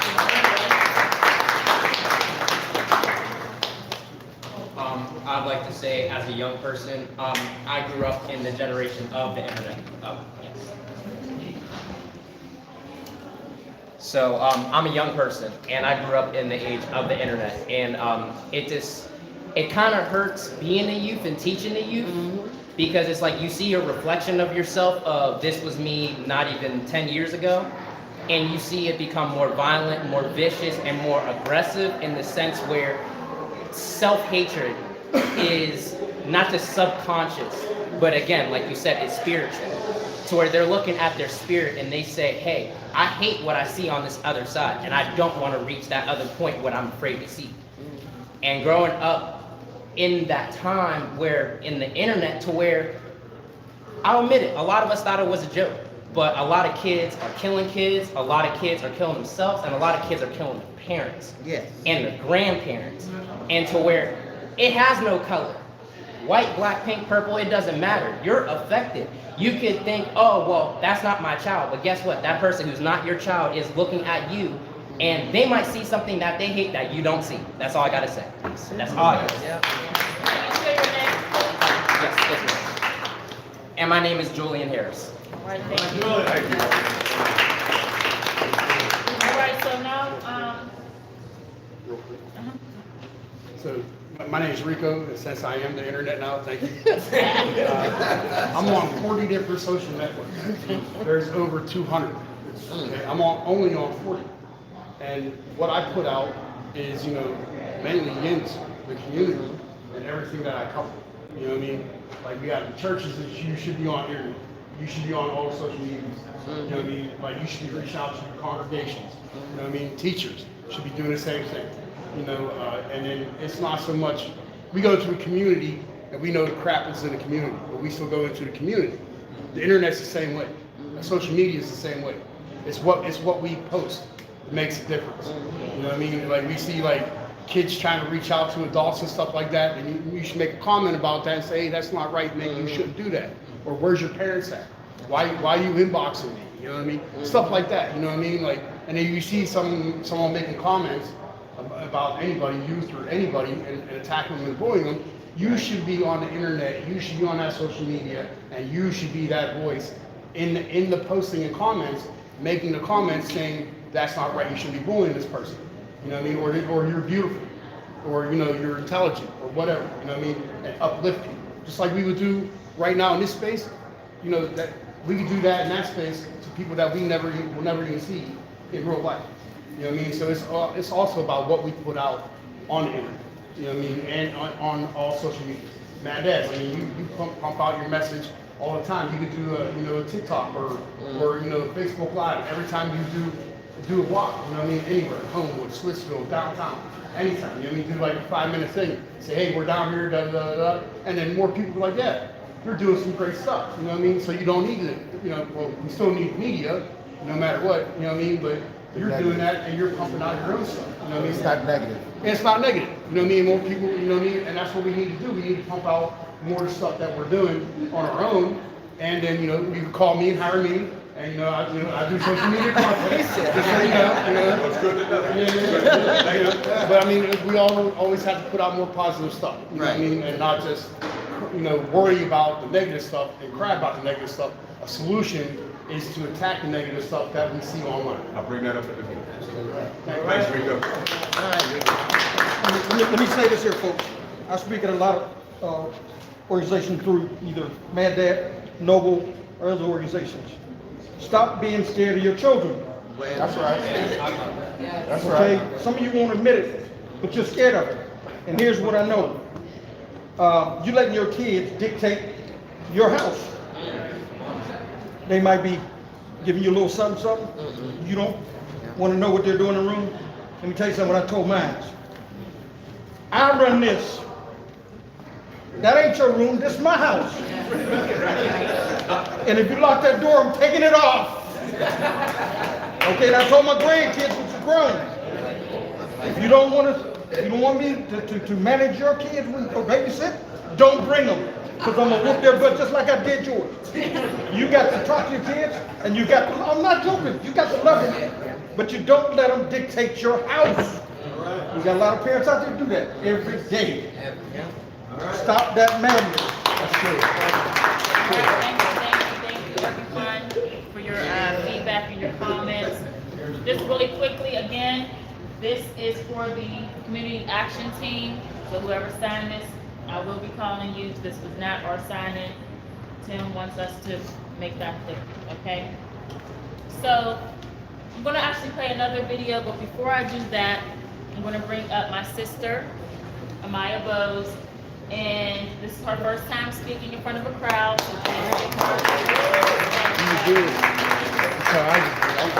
but Amaya actually started working at Kennywood in 2018, and she loved it until she was there the day of the Kennywood shooting that took place last year. So I wanted her to come, because I don't know if many of us know this, but that whole shooting initially transpired from something on social media. And then the kids ended up seeing each other at Kennywood, and then the shooting took place. So she was actually working that day. So Dr. Allen Thomas, my heart was also pounding, trying to get in contact with her. I'll let her share her story, but just being her older sister, I have seen the way that that shooting has affected her. She has never been that close in the vicinity of there being a shooting.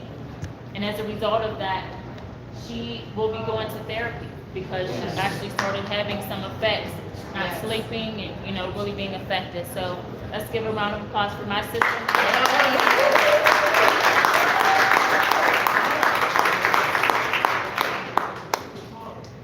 Hi, my name is Maya Phillips. I am 22 years old, soon to be 23. I'm super shy, so I'm sorry if I'm... We're all family. I've been working at Kennywood for 4 years. I never thought that having a fun, friendly place turned to tragedy so fast. It started another day at work. I came in. I work at the rides, so I was a ride operator. I was a ride operator at Kittyland during the day, and I was a scarer at night. And I remember we were all just standing at the nose entrance, and we hear something that sounded like a gunshot, but I never really thought it was a gunshot. I never really thought that somebody would sneak in a gun. So my supervisor told us to just, you know, just keep on working. So then we just saw a whole bunch of people just rush to where we were near the Noah's Ark. And I was still confused. I seen a little kid crying, and he just kept on saying his brother. His brother. So I walked up to him and I said, "What happened to your brother?" He said he got shot. And I was like, are you kidding? Like, not already kidding, but like, is this a joke? Like here? Like, family-friendly place? And he just kept on crying. And my supervisor told me to go to the Noah's Ark and shut everything down. So I shut everything down, and as I was walking towards the locker rooms where the shooting happened, a woman, she grabbed me by my hand and she said, "Don't go that way. He's still shooting." And I ran back to the Noah's Ark, and I saw that the door was closed. So I thought I had nothing else to do. So whenever I thought that it was safe, I ran to the locker room. I was in a panic. I was trying to calm myself down. The only thing I was thinking is, I need to call my dad. I need to call my dad. And I'm in the locker rooms and I'm hearing a whole bunch of phones go off. And I just don't know what to do. I turn off the lights. I hide behind one of the lockers. And I called my dad and I told him what happened. And he said to stay where you are, but I didn't listen. The person, one of the police told me that I have to get out of the locker room. And I was like, okay. So as I was walking out of one of the gates that he told us to walk out, I see, I don't know if he was a victim or what he was, but I saw one of the people get carried out in a stretcher. And that's whenever my water call I broke down. And I was so scared. And I didn't know what to do. So I ran back to the locker room, and I just stayed there until I knew that my dad was there, and I left. It was hard to go to sleep that night. It was hard to eat. It was hard to, even every time I would see a car or a cop car or even a gun, hearing a siren, hearing a gunshot, doesn't matter. I still panic. I'm still in panic. And I don't hate the person that shot. I don't hate anyone. I just hate that he made this fun, friendly place tragic and terrifying for everyone, not just me, but for everyone that was there. All the workers, all the guests that were there. And Kennywood did help us a lot. The next day, we had to come in. That was also very hard for me. And we had to talk to a grief counselor about what happened, and I didn't really want to talk. I really haven't told my story, but I'm happy that everybody's listening, and thank you guys for giving me the opportunity.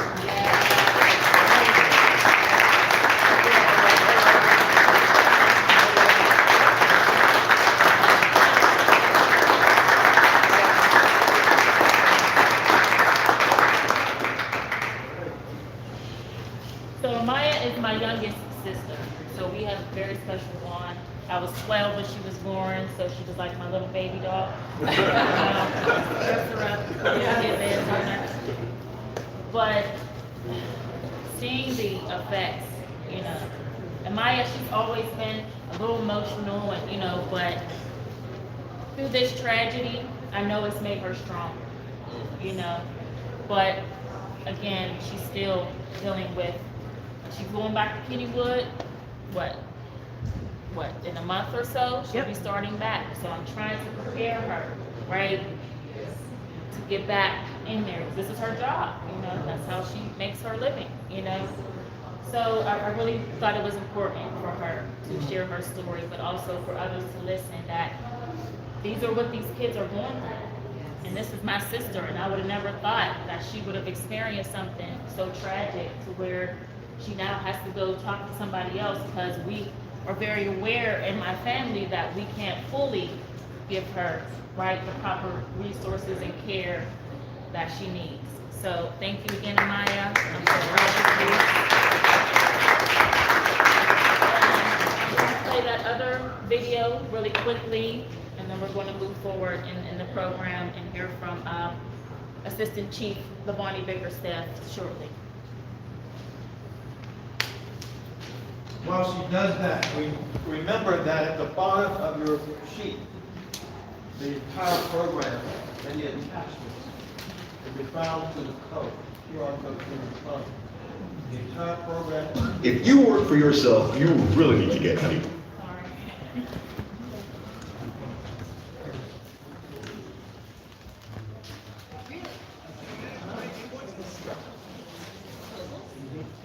Again, this is just another video about social media. We begin this hour with a look at how social media and cell phones can affect children. It's part of our coverage of Mental Health Awareness Month. A recent survey showed 43% of kids between ages 8 and 12 have smartphones. That number soars to 88% for kids between 13 and 18. And on average, those teens spend nearly 1.5 hours per day on social media sites. We wanted to have an honest conversation with a group of kids about everything from the pressure of owning a phone to expectations created by social media. We spoke to Sam, Naeem, Ellie, Tiara, Aaron, and Jay. All have cell phones except for Naeem, who's only 8 years old. And all are on at least one social media platform. Did you feel pressure to need a cell phone because other people had it? Yeah, for sure. It was one of those things where all of my friends had them, so I kept asking and asking. I did feel pressured because in 5th grade, literally every single one of my classmates had a phone at that time. I definitely was pressured. It was like a competition to see who would get a phone first when I was in 5th grade.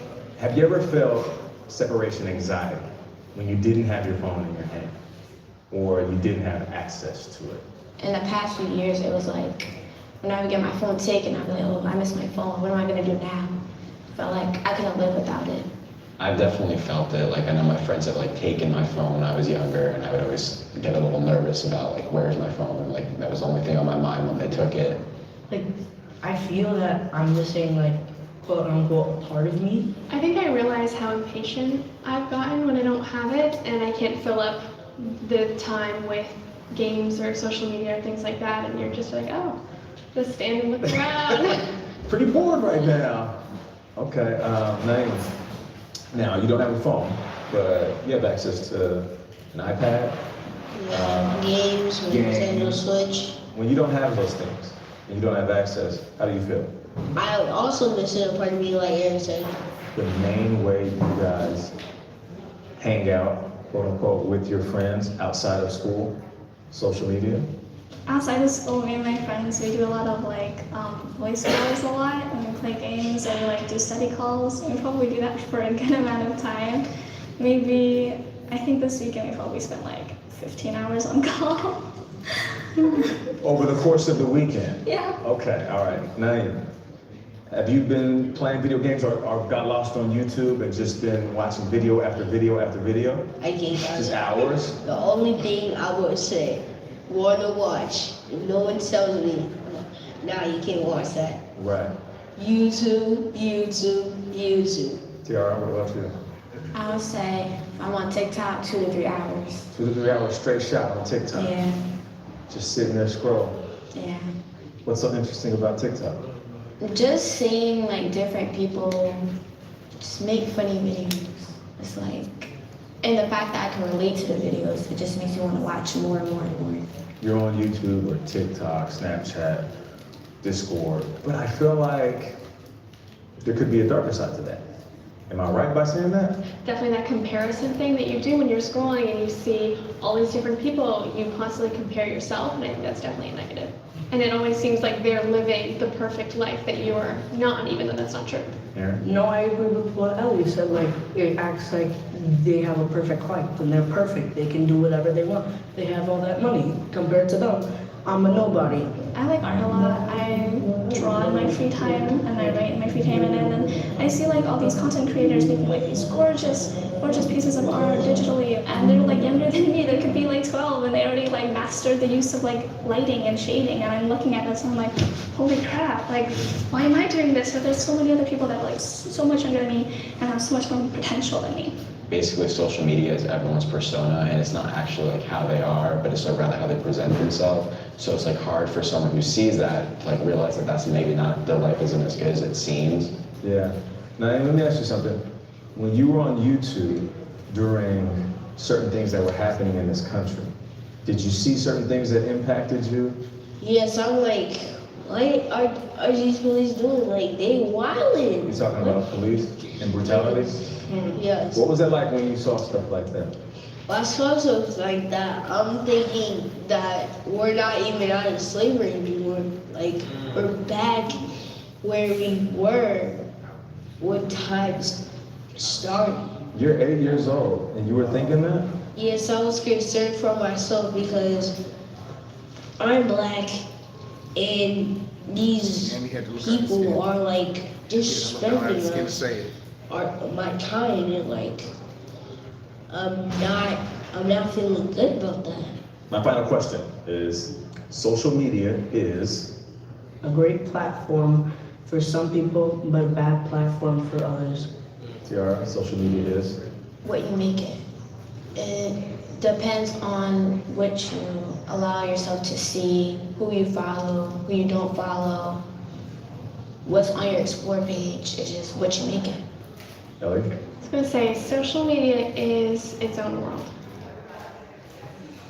It definitely is. Oh, boy. And my advice to them afterwards, don't get lost in that world.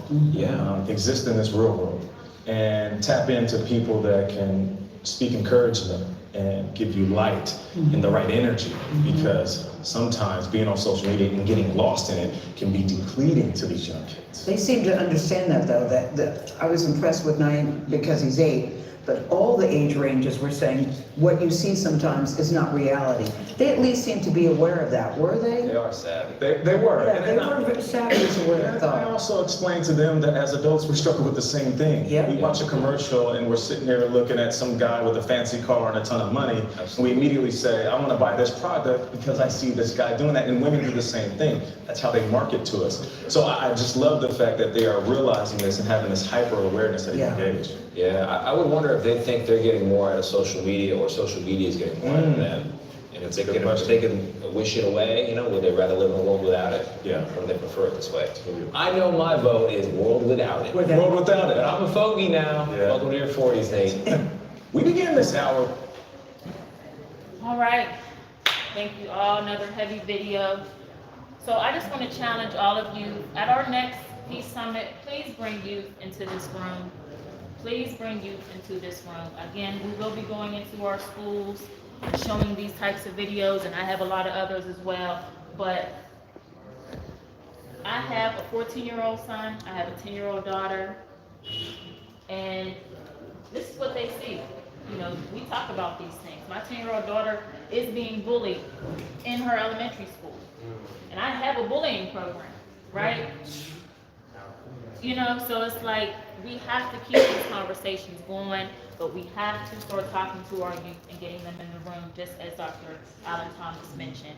And of course, we heard the young man talk about the police, right? And how that is also affecting not only our young people, but many of us, when we see these tragic police events. So, with that being said, I have Assistant Chief Lavani Bickerstaff here, and she is going to be talking with us.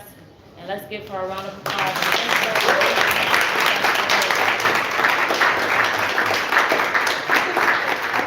Probably have a little sympathy for me because I had to sit back here with Tim Stevens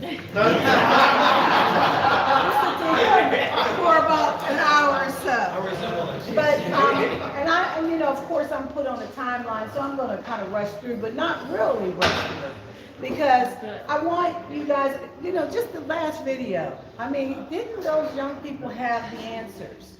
And I think that's what's so important. We have to engage the young people. And just like Shayla said, the next time we have this, we have to have more young people here, okay? So I'm going to do this in two parts. What I really think that would make the community and the police much stronger is if we had a big together commitment with our youth. We need our youth. We got to be present, just like the doctor back there said. All we have to do is be there. The other part of the answer is we have to get the answer from the youth. We have to have them here because they have the answer. They really do. They have the answer to all of these challenges. And the other big thing is social media. Social media is driving so much violence. It really is. You'll see something downtown, or you'll see something that happens in East Liberty, and you'll say, wow, they were just standing there talking. And how did this? Because they've been going back and forth on social media for weeks. And they just saw each other, and guess what? It's on now, okay? So that's what's happening. We have to be the ones to monitor our young people's social media accounts.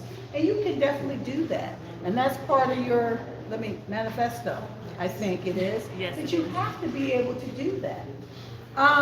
The communities of faith, they're paramount.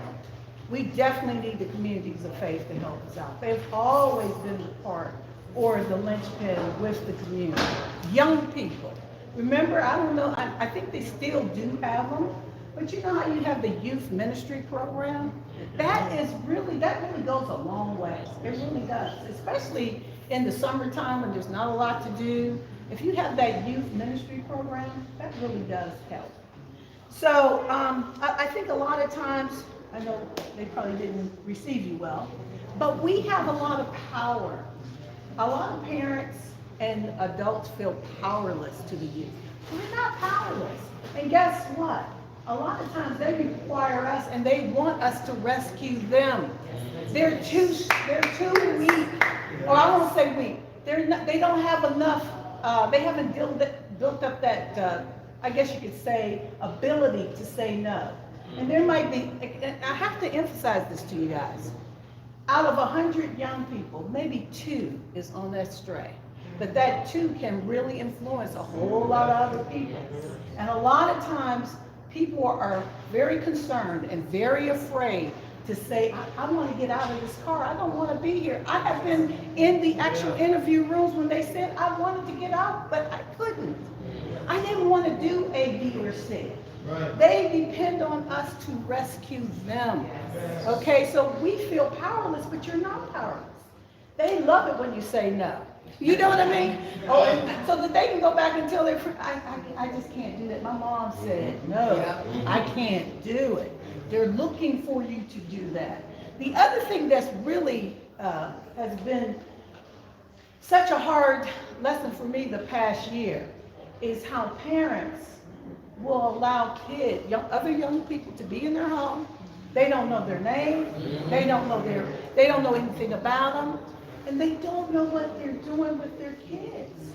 They allow a person to drive their car and they don't know them. You can't do that.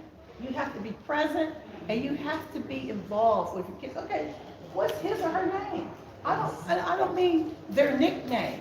What is their real name? Okay? What is their name? So you have to do that. And the thing that really is kind of hard when you live in an area that there might be more violence is that unaddressed trauma. Unaddressed trauma does what? that drives that cycle of violence and mistrust. It really does. So it festers. That's a good word for it. It festers. It's always under the surface, right? It grows. We have to do it. And I love the fact that we're moving towards these co-responders. What's going on? Because when that initial traumatic event happens, a shooting, somebody's murdered, God forbid, somebody got to follow up with that community. It just didn't just go away. That's why I really like the fact that we got the trauma van that comes and, you know, after there's a shooting, they come and give resources. They might have psychological resources because you definitely need that. There's a need for the community to do what? They got to heal. They have to heal because if they don't, what will they do? It will fester and it will fuel more and more violence. So we're trying to break that cycle. That's so important. So as far as building, and I had to say that because I really believe if we, not just a police officer, but as an adult, we had activities that we put around the youth, and the community and the police work together with those activities with the youth, we would be a stronger community. And guess what? We would be able to build better relationships with each other because those youth is our focus. But while we're focusing on the youth, what are we doing? We're growing together because we're wrapping our arms around what we see as our what? Our future. And we need the youth. We really do. But, yes ma'am, did you want, I know you, I was just told to speak up if I needed to speak Oh, up, but sure. you also said you're short on time. yeah, but I'm gonna run through this and then afterwards we'll have definitely talk. So, I think when we talk about community-police relationships, we talk about trust. And what is trust? I'm gonna just break it down like T-R-U-S-T, transparency, okay? So that means, you know, what's going on? I need to know what's going on. How does this whole process work? And we have different tools that we do to actually help the citizens understand how it works. We have like a Citizens Police Academy. That's something the police do, but I would like the community to build something that the police can do. Okay, what is it? We got the Citizens Police Academy. What can the community do with us that can help to build how that community works? That's important too, right? Because even though we're the police, we are what? We're part of the community too. We're all in that community together. Okay. So T, transparency. R is receptiveness. Okay. You know, we did this some time ago. We're still part of that 21st century policing. We're still we're still under that umbrella. Listening sessions. They make all the difference in the world. Where the police come together with the community and they just listen to what the community has to say. It's not like we're trying to get into any real conflict. We just, what do you have to say? What is it that you want us to know? And then it could be the reverse, right? The police could be with the community and the police can tell you what we want you to know. Because why? This is a situation where we have to grow together. It's not one-sided. It's definitely not one-sided. But in order to make it happen, what do we have to do? We got to pull it together. Okay, unity. Unity. How do we do that? I have had the privilege of being able to work with a lot of nonprofits, and they do so much beautiful things. There's this one woman, she comes together, she's doing this thing called Cooking with the Cops. Can you think of any other activity that makes people happy other than cooking and eating? Okay? So you get together and you cook. The police are there, they cook together. I mean, the firefighters do it all the time. They have people at their fire station cooking all the time. You cook, you learn a little bit about culture, and you sit down and you eat. It makes a big difference. There was a program that I was involved with. The young people would come together. It was like a Cecilia's going to kill me because I can't think of the name of it, but it's part of that restorative passages where you get together. You would have somebody from the police department. They would tell, like, if they're from a specialty unit, what they do. And then the young people would maybe come up and experiment a little bit about it. One time we had the crime scene unit there, and he was showing how he did prints. And he got kind of mad because the little kid came up and did all the prints wrong. But anyway, I mean, at least they were growing together. And then afterwards, they shared a meal. And it made all the difference in the world. Let's see here. There was the coffee with the cops. That's another way that you learn receptiveness. Coffee with the cops. They had, I think there was croissants with the cops. They had all these different ones, okay? So unity. I mean, how do you build unity? How you build unity is you're together with your community in non-enforcement types of activity. You're walking the beat. You're visiting their, you're walking up and down the street, you see them on the porch, you talk. You're visiting the businesses. That's how you do it. That's how you develop relationships. You share a little bit about your personal life. You know what I mean? We're always afraid to do that because that safety is an issue. But when you get to build relationships, you're okay with that, right? Service. You know, hey, how did I do? Okay, you're a victim of a burglary. Then I send you a survey. Well, how did we do? Did we do everything right? Is there something we could have did a little bit better? Somebody was the victim of an assault, God forbid. Hey, how did our detectives treat you? How did our officers treat you? You do a community survey. Because I don't know how many times when I ride by a car, whenever I buy a TV, I get a survey, and they want to know, is that TV working right? Was my guy, did he do good with his service? They want to know. So community surveys, that's something that we could all benefit from. I don't know, I think they do them in the school system, but, and that helps to help you understand what you need to do better. That's still what? Building a relationship. Building that relationship. That's important because that's the only way we're going to make this work. Guess what? We're all in this together. Yes. The police cannot solve crimes without the community. We are one. You just don't know it, but we are. We are nothing without the community. I'm telling you. The community has so much information. And if they hold back on that information, we're not going to be able to solve crimes. We can't do it. We can't do it without you. Training. We do a lot of scenario-based training. But guess what? The most fun training that we do scenario-based is when we do it with the community and we reverse roles. We're the community and the community's police. And man, is your eyes really open then? Because you see what you do and the community sees what they do. So remember, trust is transparency, receptiveness, unity, service, and training. We all have to pull this together. So that's all I really have. I'm just saying that this is not as hard as you think it is.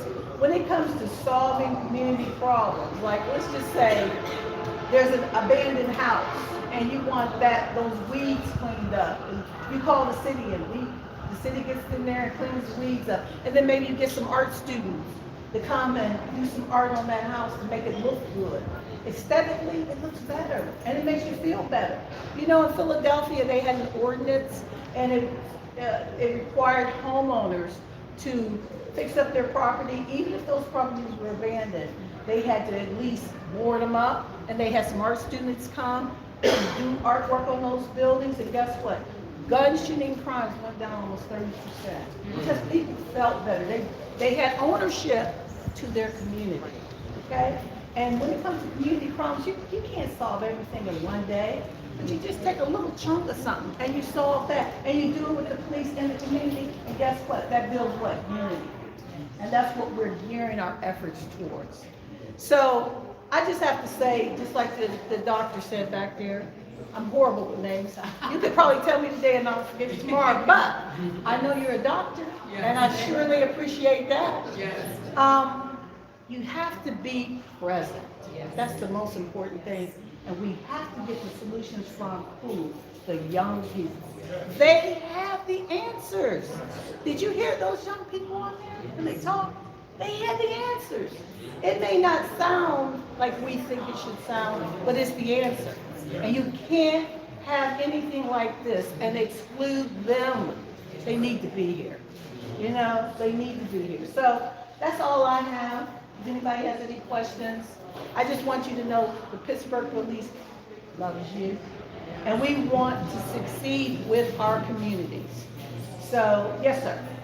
Hi, Lavani, and my name's Alan Gunter, and I'm with the Pittsburgh Peace is Possible Coalition. And I want to thank you for being here.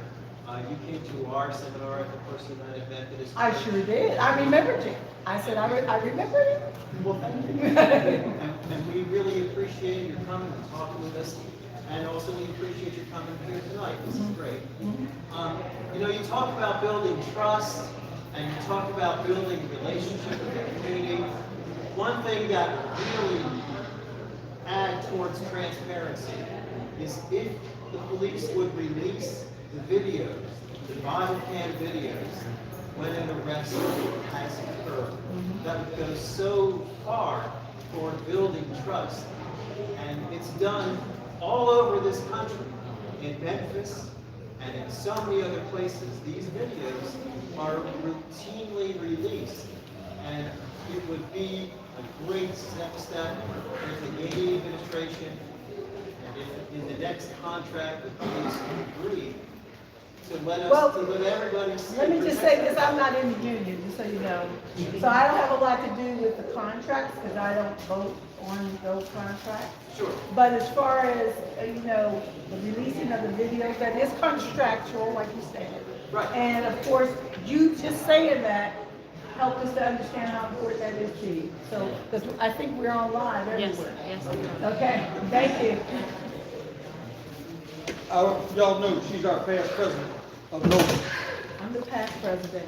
of NOBLE, National Organization of Black Police Executives. She just went out. The NOBLE. National Organization of Black Law Enforcement Executives. Well, we have, it's a national initiative, and of course, we have a chapter here in Pittsburgh, and we're pretty active. Yes. Yes, sir. Real quick, how much training does Pittsburgh do with their officers concerning implicit bias? And does that trauma ban that you mentioned go outside the county? I don't know, I don't think it goes outside of the county, but I do know it goes outside of the city.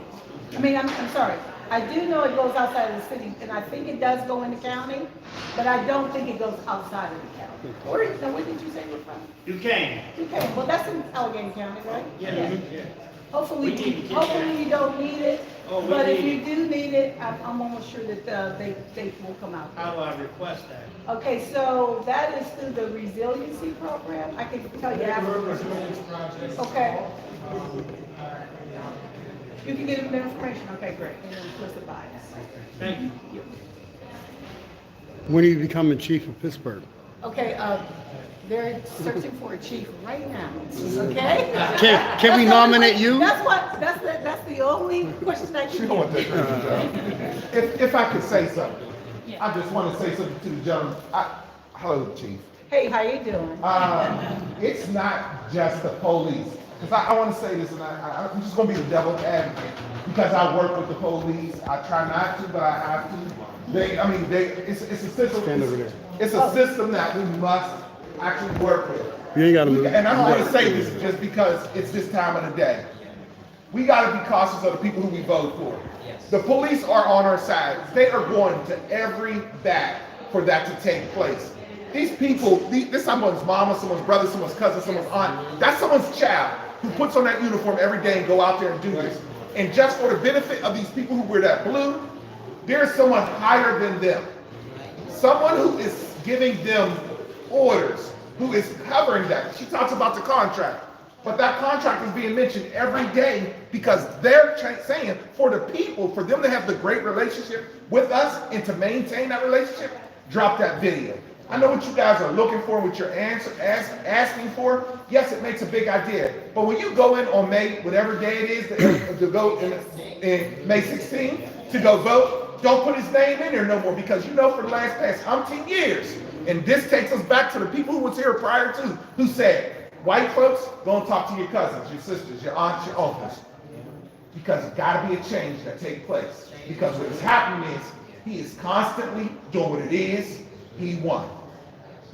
Can you tell us who you are and who you're with? I'm saying. Chief, there was one other question. I'm sorry, Chief. I'm sorry, Chief. I just wanted to let them know that you all are fighting for that. I appreciate it. So when you first started speaking, I think you said that the kids need help saying what they need, or something like that. No, I said that young people are, there's young people that are with other young people, they are not as strong as them. They're not as strong. And they don't want to really be involved in the criminal activity or anything that's wrong, but they don't have the strength to say, they, you know how kids like, they like to belong, and they don't want to rock the boat. So once a week we have an adult forum. You know, we do this breakfast fellowship thing, and the adults come, everybody does a check-in, everybody gets a chance to talk about what's on their mind. And today, right? Everything gelled today. Thank you. I don't know why we're all here tonight, here we are together, but something's up. The adults, all but 2 of them, went around the table, did their check-in, and all of them spoke from the place of like feeling we are at a critical moment. Like not another moment can go by. And these are folks that I've known for some of them 10 years who have never spoken like this before. And today they started in the place of I, saying, I feel like things have to stop now. This is too much. And then they go to the place of we, okay? So we have to speak up. We have to teach these kids not to be so violent. We have to teach these kids how to use words before acts of violence. And then it went to the place of you, pointing to me, okay, you have to, so we're getting there. People are to the point, but our adults need help saying no, getting over snitch mentality, right, and fear of. Come on, Pastor. Come on now. So you said, what can we do? Preach. Here's what they came up with. Let's create, because they were, you know, we went through all this ugly, we're in Allentown, and all that ugly just happened on the next hill in Knoxville this morning, all right? They got through that, and then they needed relief. And so the whole place got silly. And we were laughing and relaxing, and people spoke more freely than they ever had before. And then they said, this is what we need. This is what we need. So can we create some events that are fun, like you said, not police-based, but fun, just fun events where adults are learning to find the words they need. Well, you know, I think the most important thing is wrap it around the youth. And then bring the kids into it and get them involved. Let them be the focal point. In these games where everybody's trying to find the words they need for how they're feeling right now. So they're with the adults. We're together in this. We own this, and we own these words now in these ways, but it's happening in a fun way. So it's not like somebody's getting scolded or somebody's getting ratted out. For Sorry, not Pastor, strong. what is your name and where are you from? My name's Chris Rotella, and I'm from the Allentown neighborhood. Cool. Thank you very much. Appreciate you. Pastor, and folks, what she just spoke about was the concept that we came up and we're introducing at all our peace summits, because we're trying to grow our CAT team, Community Action Team, which will be installing events in communities and, you know, us all working together with the neighborhood nonprofit or the people that are in the community doing the work. We are not by in no means wanting to run and lead a community to it. We want to empower the community to be able to step up with its leaders and enjoy that relationship that makes community a whole. And once the youth see us doing that, then we'll have that trust. Okay. And then another thing I wanted to say too, there's always a child that you know needs a meal, okay? Needs some clothes. You see it, you know they do. You have that most ingenious way to give it to them without making them feel like they need this stuff, okay? There's always a mom who needs a program, and you know about the program. So if you know that they're struggling, and you can help them, why not you help them? You don't need a program to do it, that's just being a good neighbor, right? So, I know of many, when I was growing up, kids that came to my house all the time, and they really needed to eat, and guess what? My mom knew they did. And she never turned them away. That still can go on today. But you don't have to be a program, don't have to be a 503c. You can do that on your own. Because we all got an old t-shirt to give somebody. Yes. You all got something. Okay, so he's telling me, look, wrap it up. Okay, I'm done. My fingers. Okay. Okay. As of today, they're not children, they're youth. Make sure we identify them as youth. They don't want you to call them a child.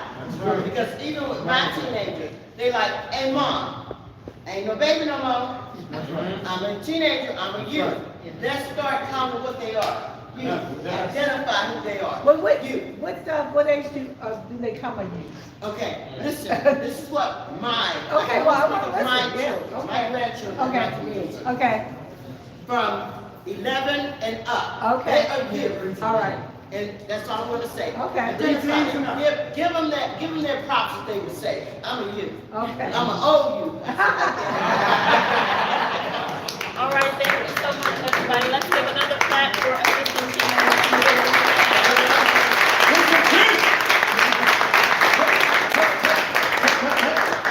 Sit down. Violence in the workplace. Now listen, this young lady has been working hard to create. On the 1st of March, she will no longer be executive assistant to the Greater Pittsburgh Coalition of Violence. She will be the Youth Peace Summit coordinator.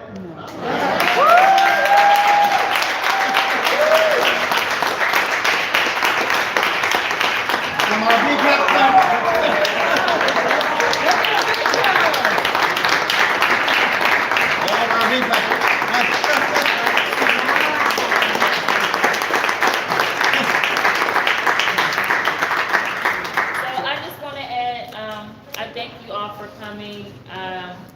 Don't leave. I just want to give it back to Tim Stevens and my team at B-PEP, and we're more of a family, honestly. We have become a family. This is such a great group of people to work with, and we get work done, right? We get it done, and this is not my doing. This is God's doing, right? God has put this stuff in my heart for a long time, and it's only Tim Stevens and B-PEP that has now given me the platform to be able to do this. So I thank you. I'm gonna fix you now. No, where's the police when you need it? One time, I went with him somewhere and I didn't have a suit on. He chewed on me. So the last couple times I had a suit on, guess what we're doing? So now I'm gonna fix him. Okay, I'm gonna fix him now. Stop having these doggone snacks and have some food here.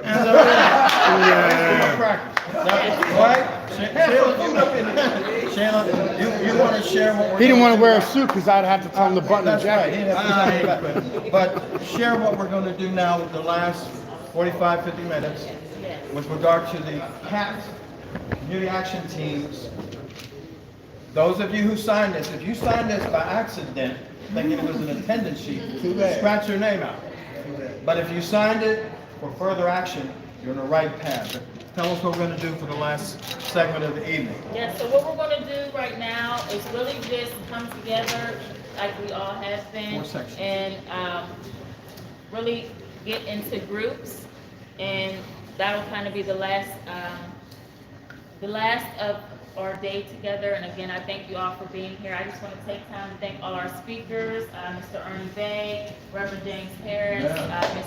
Lois Tony McClendon, and of course, my sister Amaya and Assistant Chief Vicar staff. And again, this is just the start. You know, these are going to continue. We're going to have them monthly, and we're really going to start getting into our schools and having the Youth Peace Summits in our schools as well. And yeah, so yes, our next Peace Summit, our next Community Peace Summit It's going to be March 22nd. Please come out, and that's going to be at St. James. No, Kingsley. Oh, Kingsley.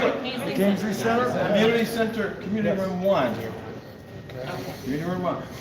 We have people with tablets. You can use tablet. We're going to do over here. We're going to just turn the tables. We want you to share what you heard today. And if you look at your code, the entire program with all the strategies from those sections, Role of Family, Community Manifesto, and Social Internet, if you go to that code, you will see the whole document. But go by what you've heard. Tony, Lois Tony McClinton, just turn your... And real quick, guys. Hold on.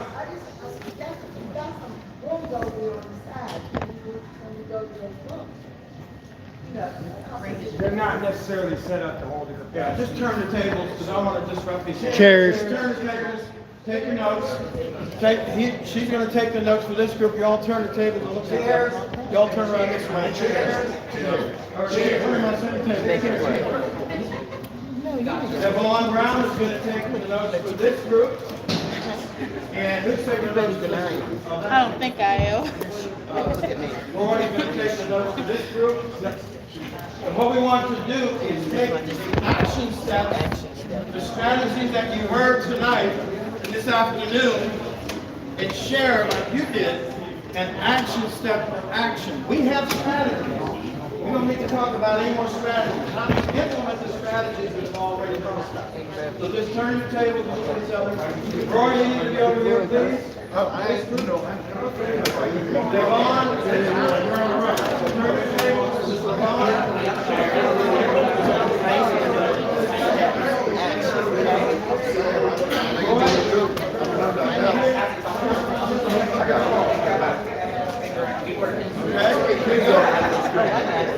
Lois Tony McClinton, why don't you get over here in the middle?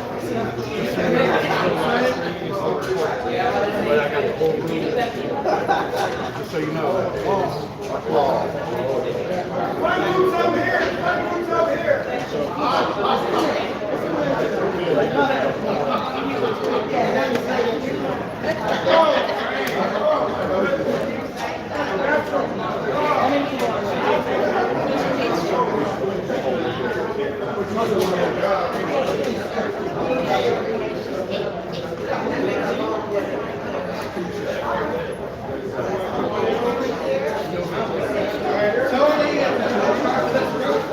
What you heard today?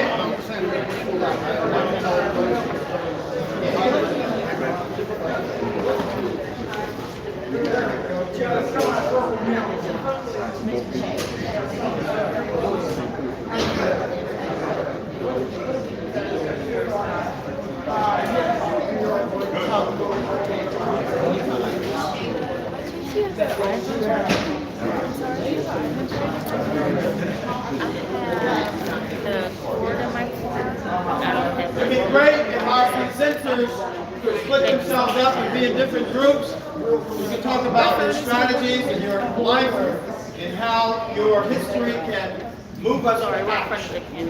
This is an action conversation. Not strategy, motivation strategy. The words they need to express what it is that they're feeling. And that when tension ramps up, words disappear. And so in order to compensate, we get louder, right? We get physical with our body language. Or because they didn't have the words they need, they became weak.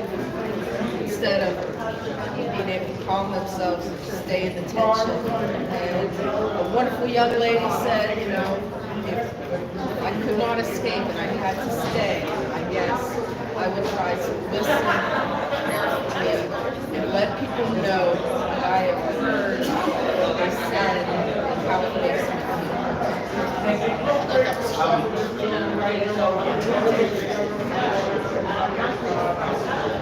feeling.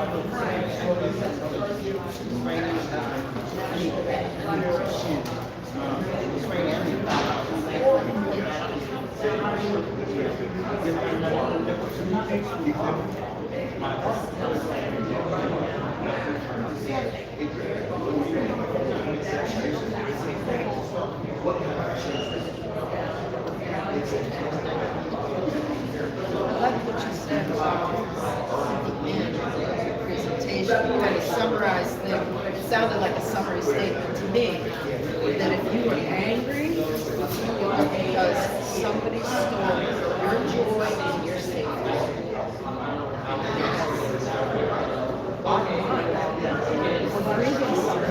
It's our joy and our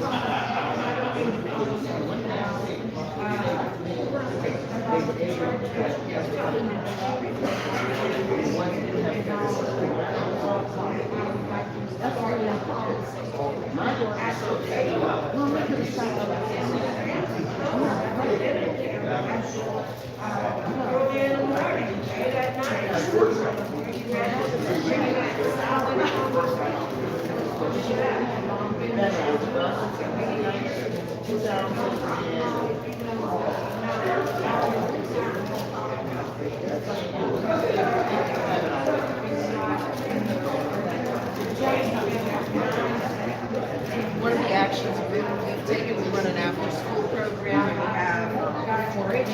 4-H has developed an urban model. It provides just a little advertisement for it. It provides you their insurance. So long as these children are participating in the 4-H program, you are covered under their insurance, which was something I could not afford for my mission. They provide training. They provide materials, curriculum, all the activities that have been proven to be valuable for the older ones, and it goes all the way up to 19 years old. When the kids get older, they go to area conferences, regional conferences, national conferences. They get to sit down and do this and represent. They're building networks for these kids. Next year, the national conference is going to be in Pittsburgh. Yeah. So that clearances. So it's run out of Penn State Extension because Penn State University had terrible stuff happen with their football camps and abuse of children. Okay, their security levels are way ramped up. So anybody who's going to participate as a leader for 4-H has to go through the clearances. It's set up. We want this for our kids. We need to go through the clearances, and they pay for it. And then we build a code of conduct. Okay? And so when these kids sign on, when parents sign on, they sign on to the code of conduct. So if your kid is acting out, then they get a warning. If they do it again, another warning, you don't get to come back tomorrow. Okay? What happens if there's boundaries, clear boundaries. And then we actually had kids fighting, videotaping with the parents on the street coaching them. They sent their kids into our building to jump a kid. Lured her outside, jumped her right on our property, and on our cameras, we can hear parents coaching and directing the kids as to where to stay and how. And so we called the police. Police reports were formed. These kids was explained to them that what they did was an assault. If they had been older, this is what the consequences would have been. And those children and their parents, they are not allowed to be any part of our programs for 4 years. Boundaries, clear, consistent boundaries. We don't budget on it. But then within the program, there's so much mercy. If you step into this and you step off and you put your hands on somebody, a bunch of little ones who are 9, 10, 11, and it's stop it. I don't know. I wouldn't understand it. I might carry some words to say how I feel right now.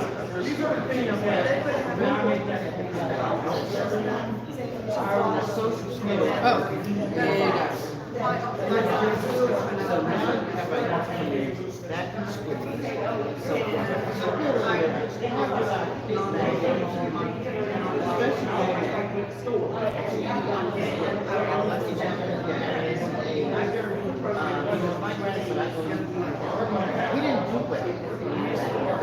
We had to put him back because we felt that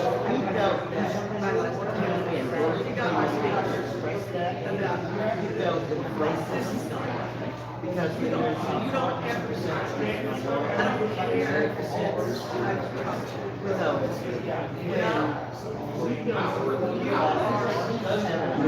Everybody dies and started crying. I know people sit there in the park crying.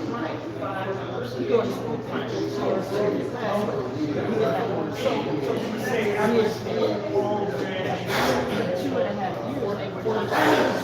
he was so patient.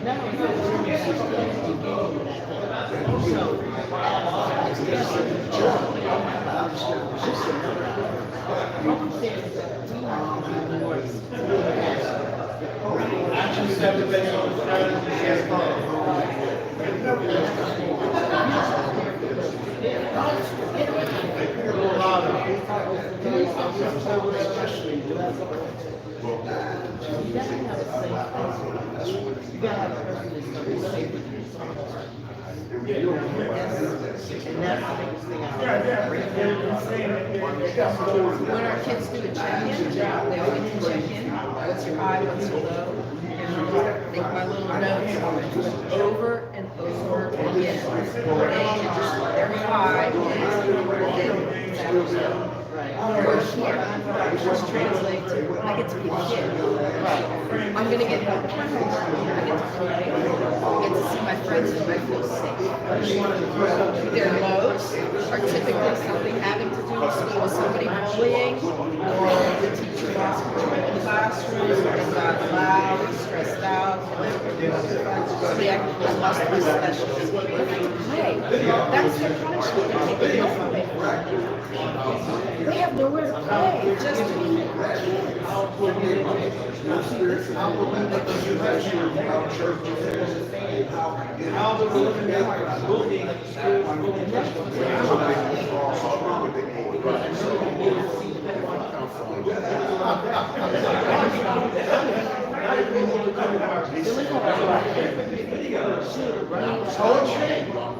spoken word, and when you create some competition, the spoken word. So I'm what kind of be on both your and what up? Those are the actions that together incentives and Dick's Sporting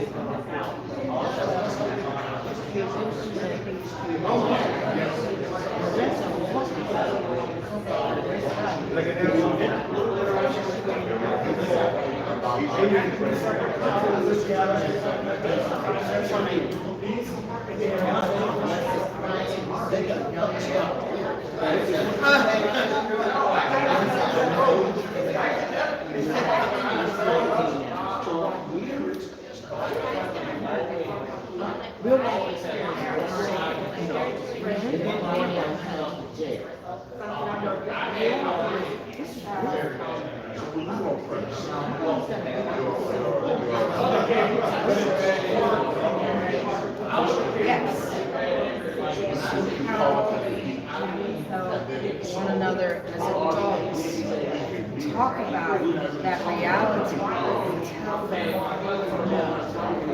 Because the grown-ups at that table are saying, we are afraid to tell them no.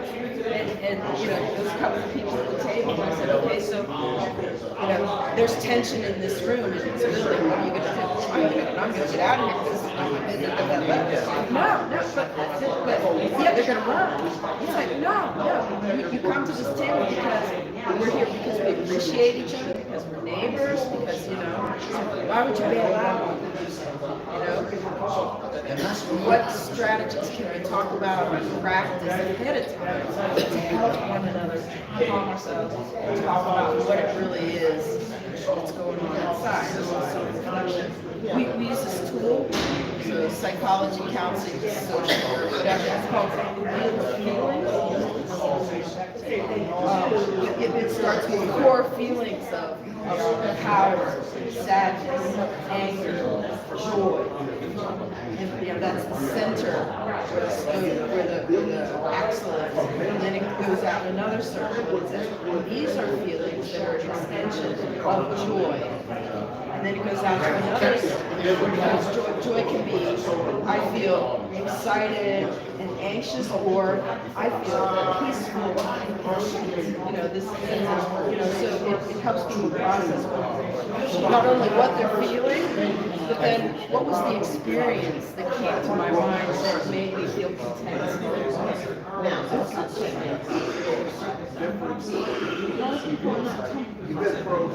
So they gotta be self-check themselves, see what you're coming from. For me, I can be honest, I'm not a chick. But you like it. I'm not a chick.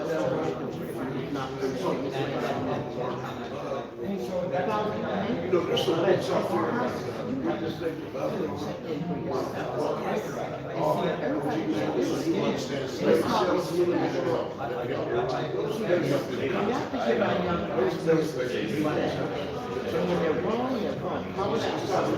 Because I care about you. You're better than that. Maybe you didn't know. So let me tell you about it.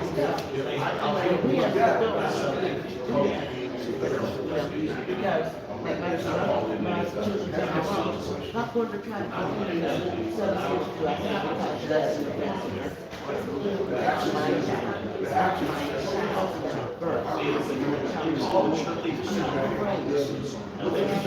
and give them love.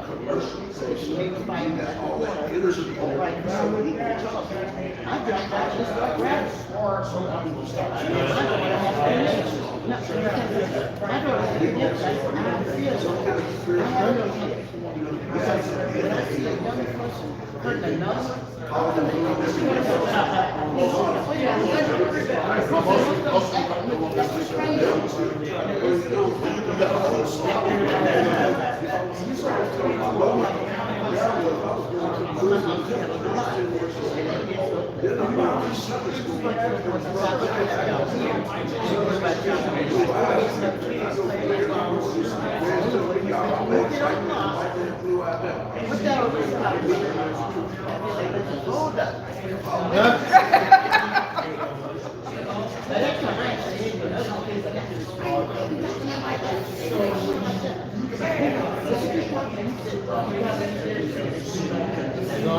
What is the action step out of it? Action. What I'm saying is, bottom line is, don't be afraid, because there's children always they tell you, someone taking up all the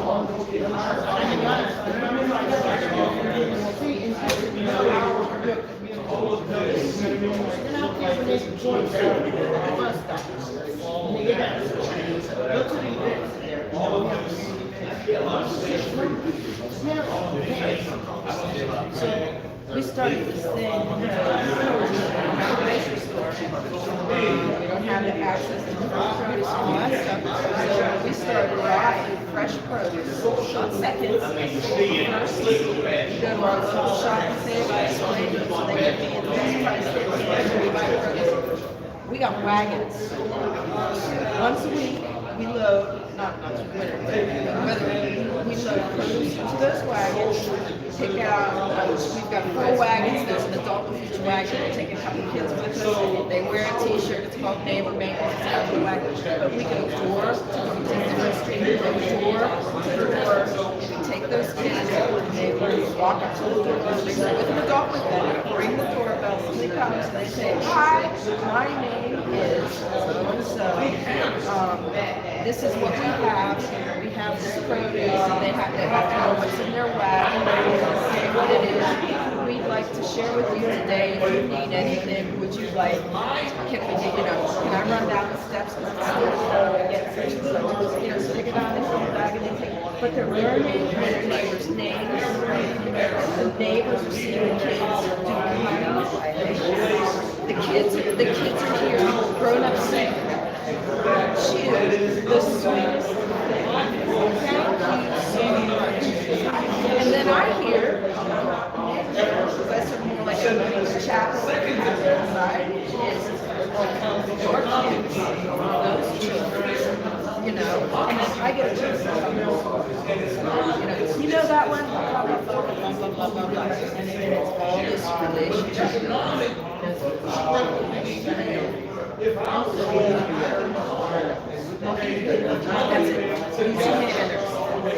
Speak clearly. Calm yourself down. You know, it's life stuff. It's learning how to be somebody, care for your neighbors. But it's professional. T-shirt, wagon, produce. Money should come together on a regular basis. Double, triple, make it work. That's working. There has to be a tremendous level of unselfishness. Male, but you only need to reflect back to Jim Brown, household, great athletes. So the statement to the nation will no longer take this reside about. Exactly. Now, our third part of this is back to the leadership of building is slowly all these children where my special has 40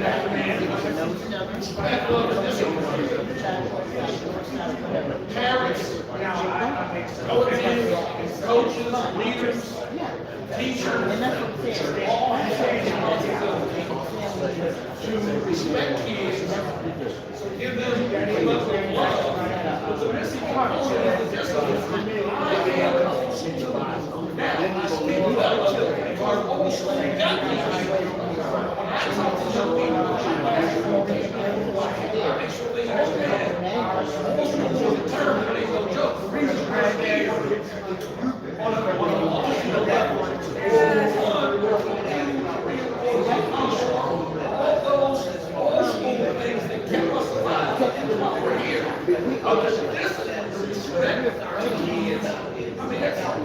there's volumes of disrespect, but the respect so fear of something.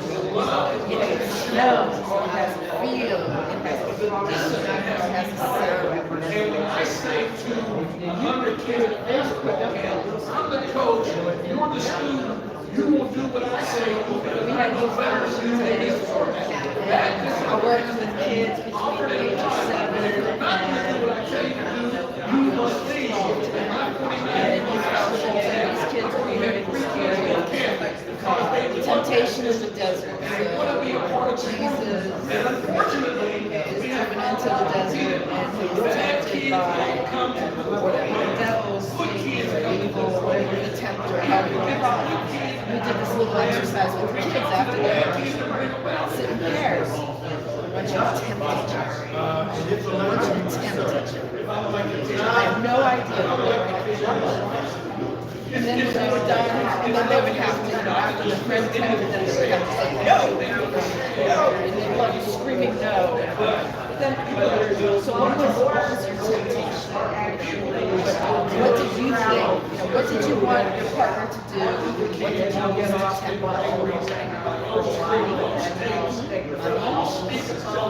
Money, fear. One of them fear. One child tries to bully you. Another child tries to work with. And then the last one, mayor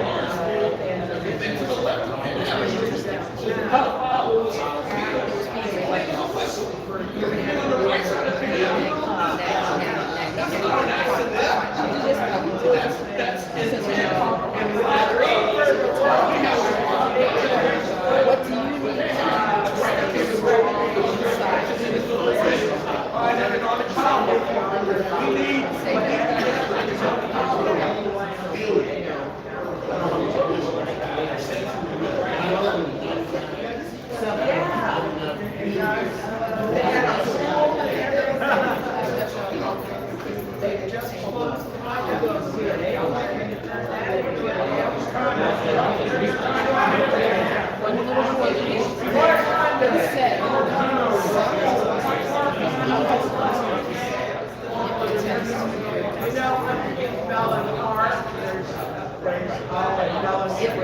You got about 5 minutes left? Already got about 5 minutes left? That people are being manipulative, very subtle.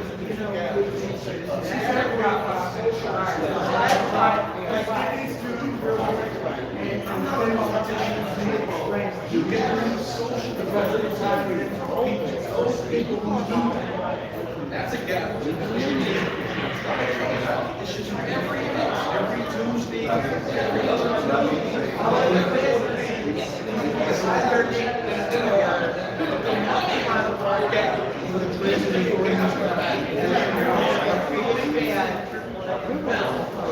access to listen, it's not a secret. If you have money, we're not asking you to give your money. We're saying, all I want to say, so those you economically strong, black folks in this city that we can identify as their exhibits, there has to be a whole lot of willingness to do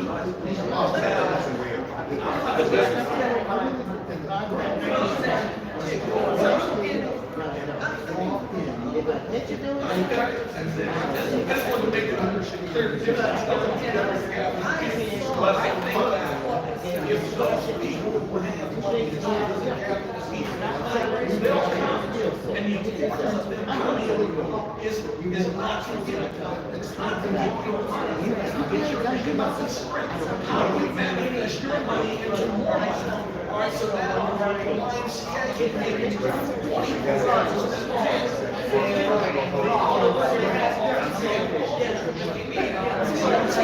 I'm not a snitch. I am committed to my neighborhood. You can see right now, every minister, every church should be encouraged to be every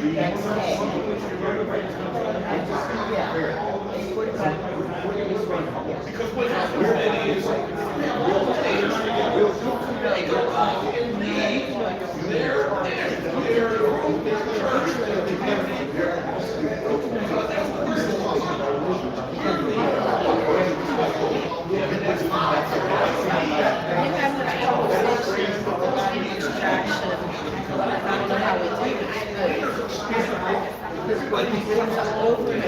Twice yesterday, once today, we're not even prompting it.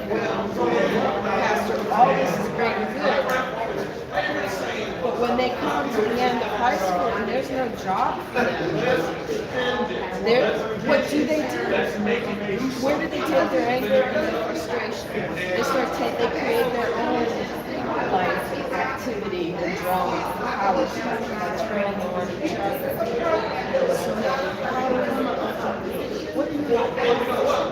But you might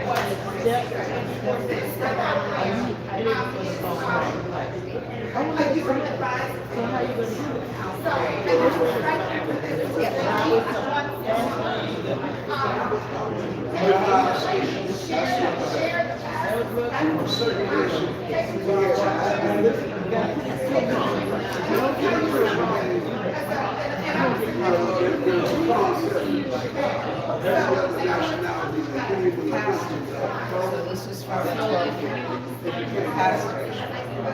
I make a mistake.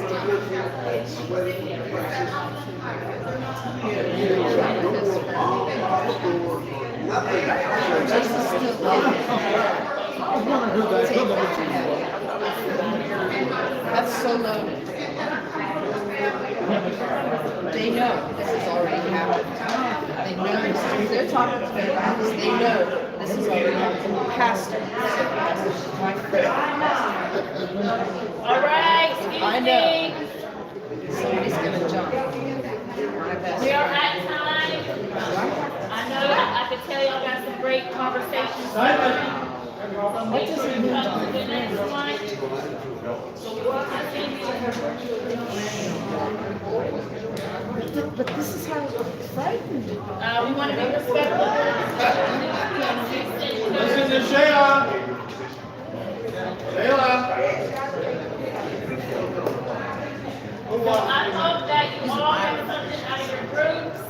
Again, this was just a great group of people. I thank you all for coming. I hope everybody signed this. Community Action Team. I will be reaching out to you to follow up. And we will be definitely doing this again very soon. If you did not sign this, I will pass it out. If anybody's not. Only if they're going to be part of the action plan. We have a major announcement that I just got off on my phone. I want you to listen to this. Out of folks in the front, come in here for a minute. It's a major announcement. Come in the front, from the front. Out of the Greater Pittsburgh Coalition Against Violence, we created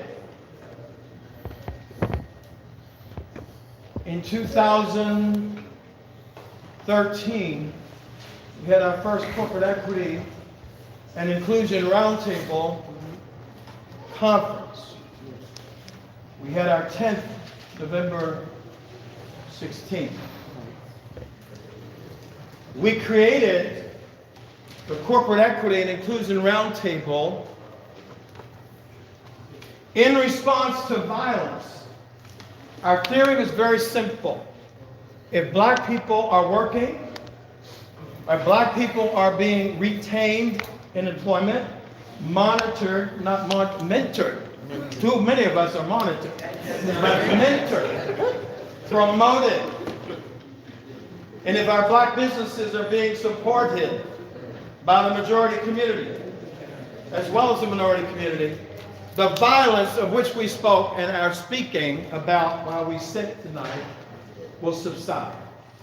Black folks just don't wake up dysfunctional for no reason, some of us. We have reasons. They've been planted in our society, planted in our hearts, planted in our minds, planted in our institutions. So out of the Greater Pittsburgh Coalition Against Violence, we had the nerve to create another entity called the Corporate Equity and Inclusion Roundtable. We have been for some time trying to get the commitment that will be announced on the last day of Black History Month this year. We have a document called the Playbook. The Playbook is a document that allows us being corporations, companies, universities, colleges, major nonprofits, to find out how we can improve the conditions of black folks through employment and through the support of black business. It's a game plan for action. Some time ago, we've been communicating with the Steelers, since with the Penguins, and since with the Pirates. Art Rooney had committed some time ago, Art Rooney II, to send our document across the nation to every NFL team with what we call the expanded Rooney Rule with results. Hyphen with results. What that means is don't play with the rule, implement the rule. Our rule means we want black folks employed from the entry level to the C-suite. And everybody in between. This is not just for black folks that have degrees.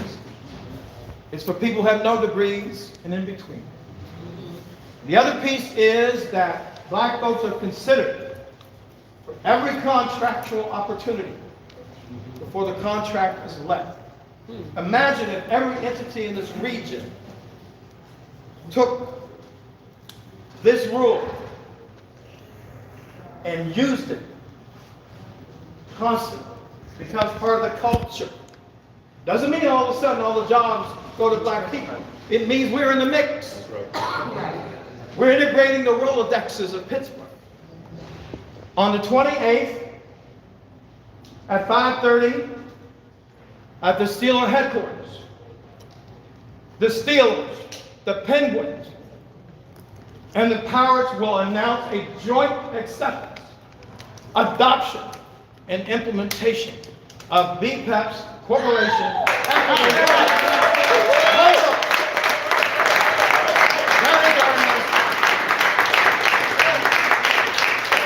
He's our executive assistant for the corporate equity and employment monitoring work. So we're getting work done. As depressed and frustrated as we may be, we cannot stop. Won't stop. We can get depressed for a moment. Can't We can stop. get repressed, whatever word you want to say. Boots on the ground. Boots on the ground. But we have to wake up the next day and say, it's a new day, new energy, New day, new way. new commitments, New way. and the work will get done. Yes, it will. So thank you all for being here tonight.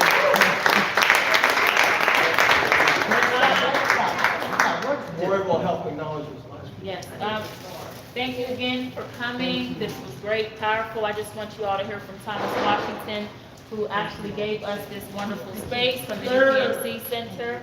So let's give it up for Thomas. So on behalf of UPMC and our health plan and our neighborhood center, we welcome you and we thank you for utilizing our space. Just want to talk to you a little bit about what we are, who we are with this space. This space is for everyone and anyone. It's not, you don't have to be a UPMC member to utilize this space. We have everything from workforce development to education to health and wellness and then enrichment. So all of those things, we have partners aligned within this center to help individuals in any walk of life, right? We have community health workers, we have our retail and connect centers. We have tons of partners here on a day-to-day basis. We are open 6 days a week starting in March. So we're open Monday through Friday, 8 to 8, Saturdays 9 to 7, and then Sundays 11 to 6. So we have tons of resources, tons of things here. We really want to get this out to the public. We've been utilized a lot prior to our opening. We opened December 6th. Throughout that time, we've serviced roughly over 1,300 individuals directly or indirectly within this center. So that's everything from all of the things I named to events. So we really want this space to be utilized. We want people to come and see what we have. And if anyone has any issues, they can come see myself. Once again, I'm Thomas Washington. I'm the director of the center. So you can reach me. I have business cards and whatnot. And we have a lot of things that are going on daily here. We also have a food pantry and food distribution once a month, right here from 9 to 11. It's the fourth Saturday of every month. And there's no income guidelines. It doesn't matter where you're from. You can walk up and grab a box, grab some produce. We really just want to help individuals in the community. So thank you for allowing me my time.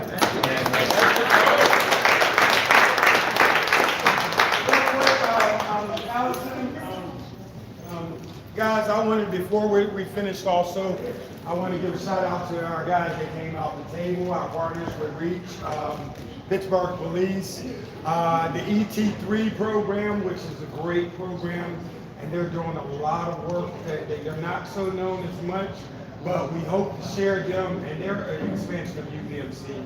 We want to share them around communities. They're doing a lot of work to help. I've seen a lot of youth help. Moms Demand Action, I thank you guys for coming down to the table with us. Great partner for a long time. Ceasefire PA, we've been working with them also. All the names, CEA, Community Empowerment Association, which is over in Homewood. Mad Dads, which are supportive members. Every organization that I've met, guys, just mentioned, in your capacity, if you have an opportunity, or you happen to see one of these organizations on your wall, these are action items we're talking about now, but your action could be stop that organization or stop that person and ask them also, hey, you guys doing good? What tips you got for me for me? Because all of these organizations are working together. This is a new Pittsburgh, and I need you guys to do one thing for me. On the count of three, can everybody say unified? 1, 2, 3. Unified. One more time, that's how we do it. 1, 2, 3. Unified. That's right. Did you hear how it resonated? That's a community and a city working together for its residents. And you, as the common man in the commonwealth, or woman, we can do this together. Absolutely, thank you, Roy. All right, so you guys are getting a survey about today, so we're gonna work on getting that out. And then I'm sure you all got the flyer, it's for the Save the Date for the next Peace Summit. Please come out to the Peace Center, bring your children, your nieces, nephews, as many people as you can. And definitely, I thank you all for showing up, and have a good evening. Before you go, put your tables back, put your chairs Cheers back. You know, Put your chairs back. Housekeeping rules.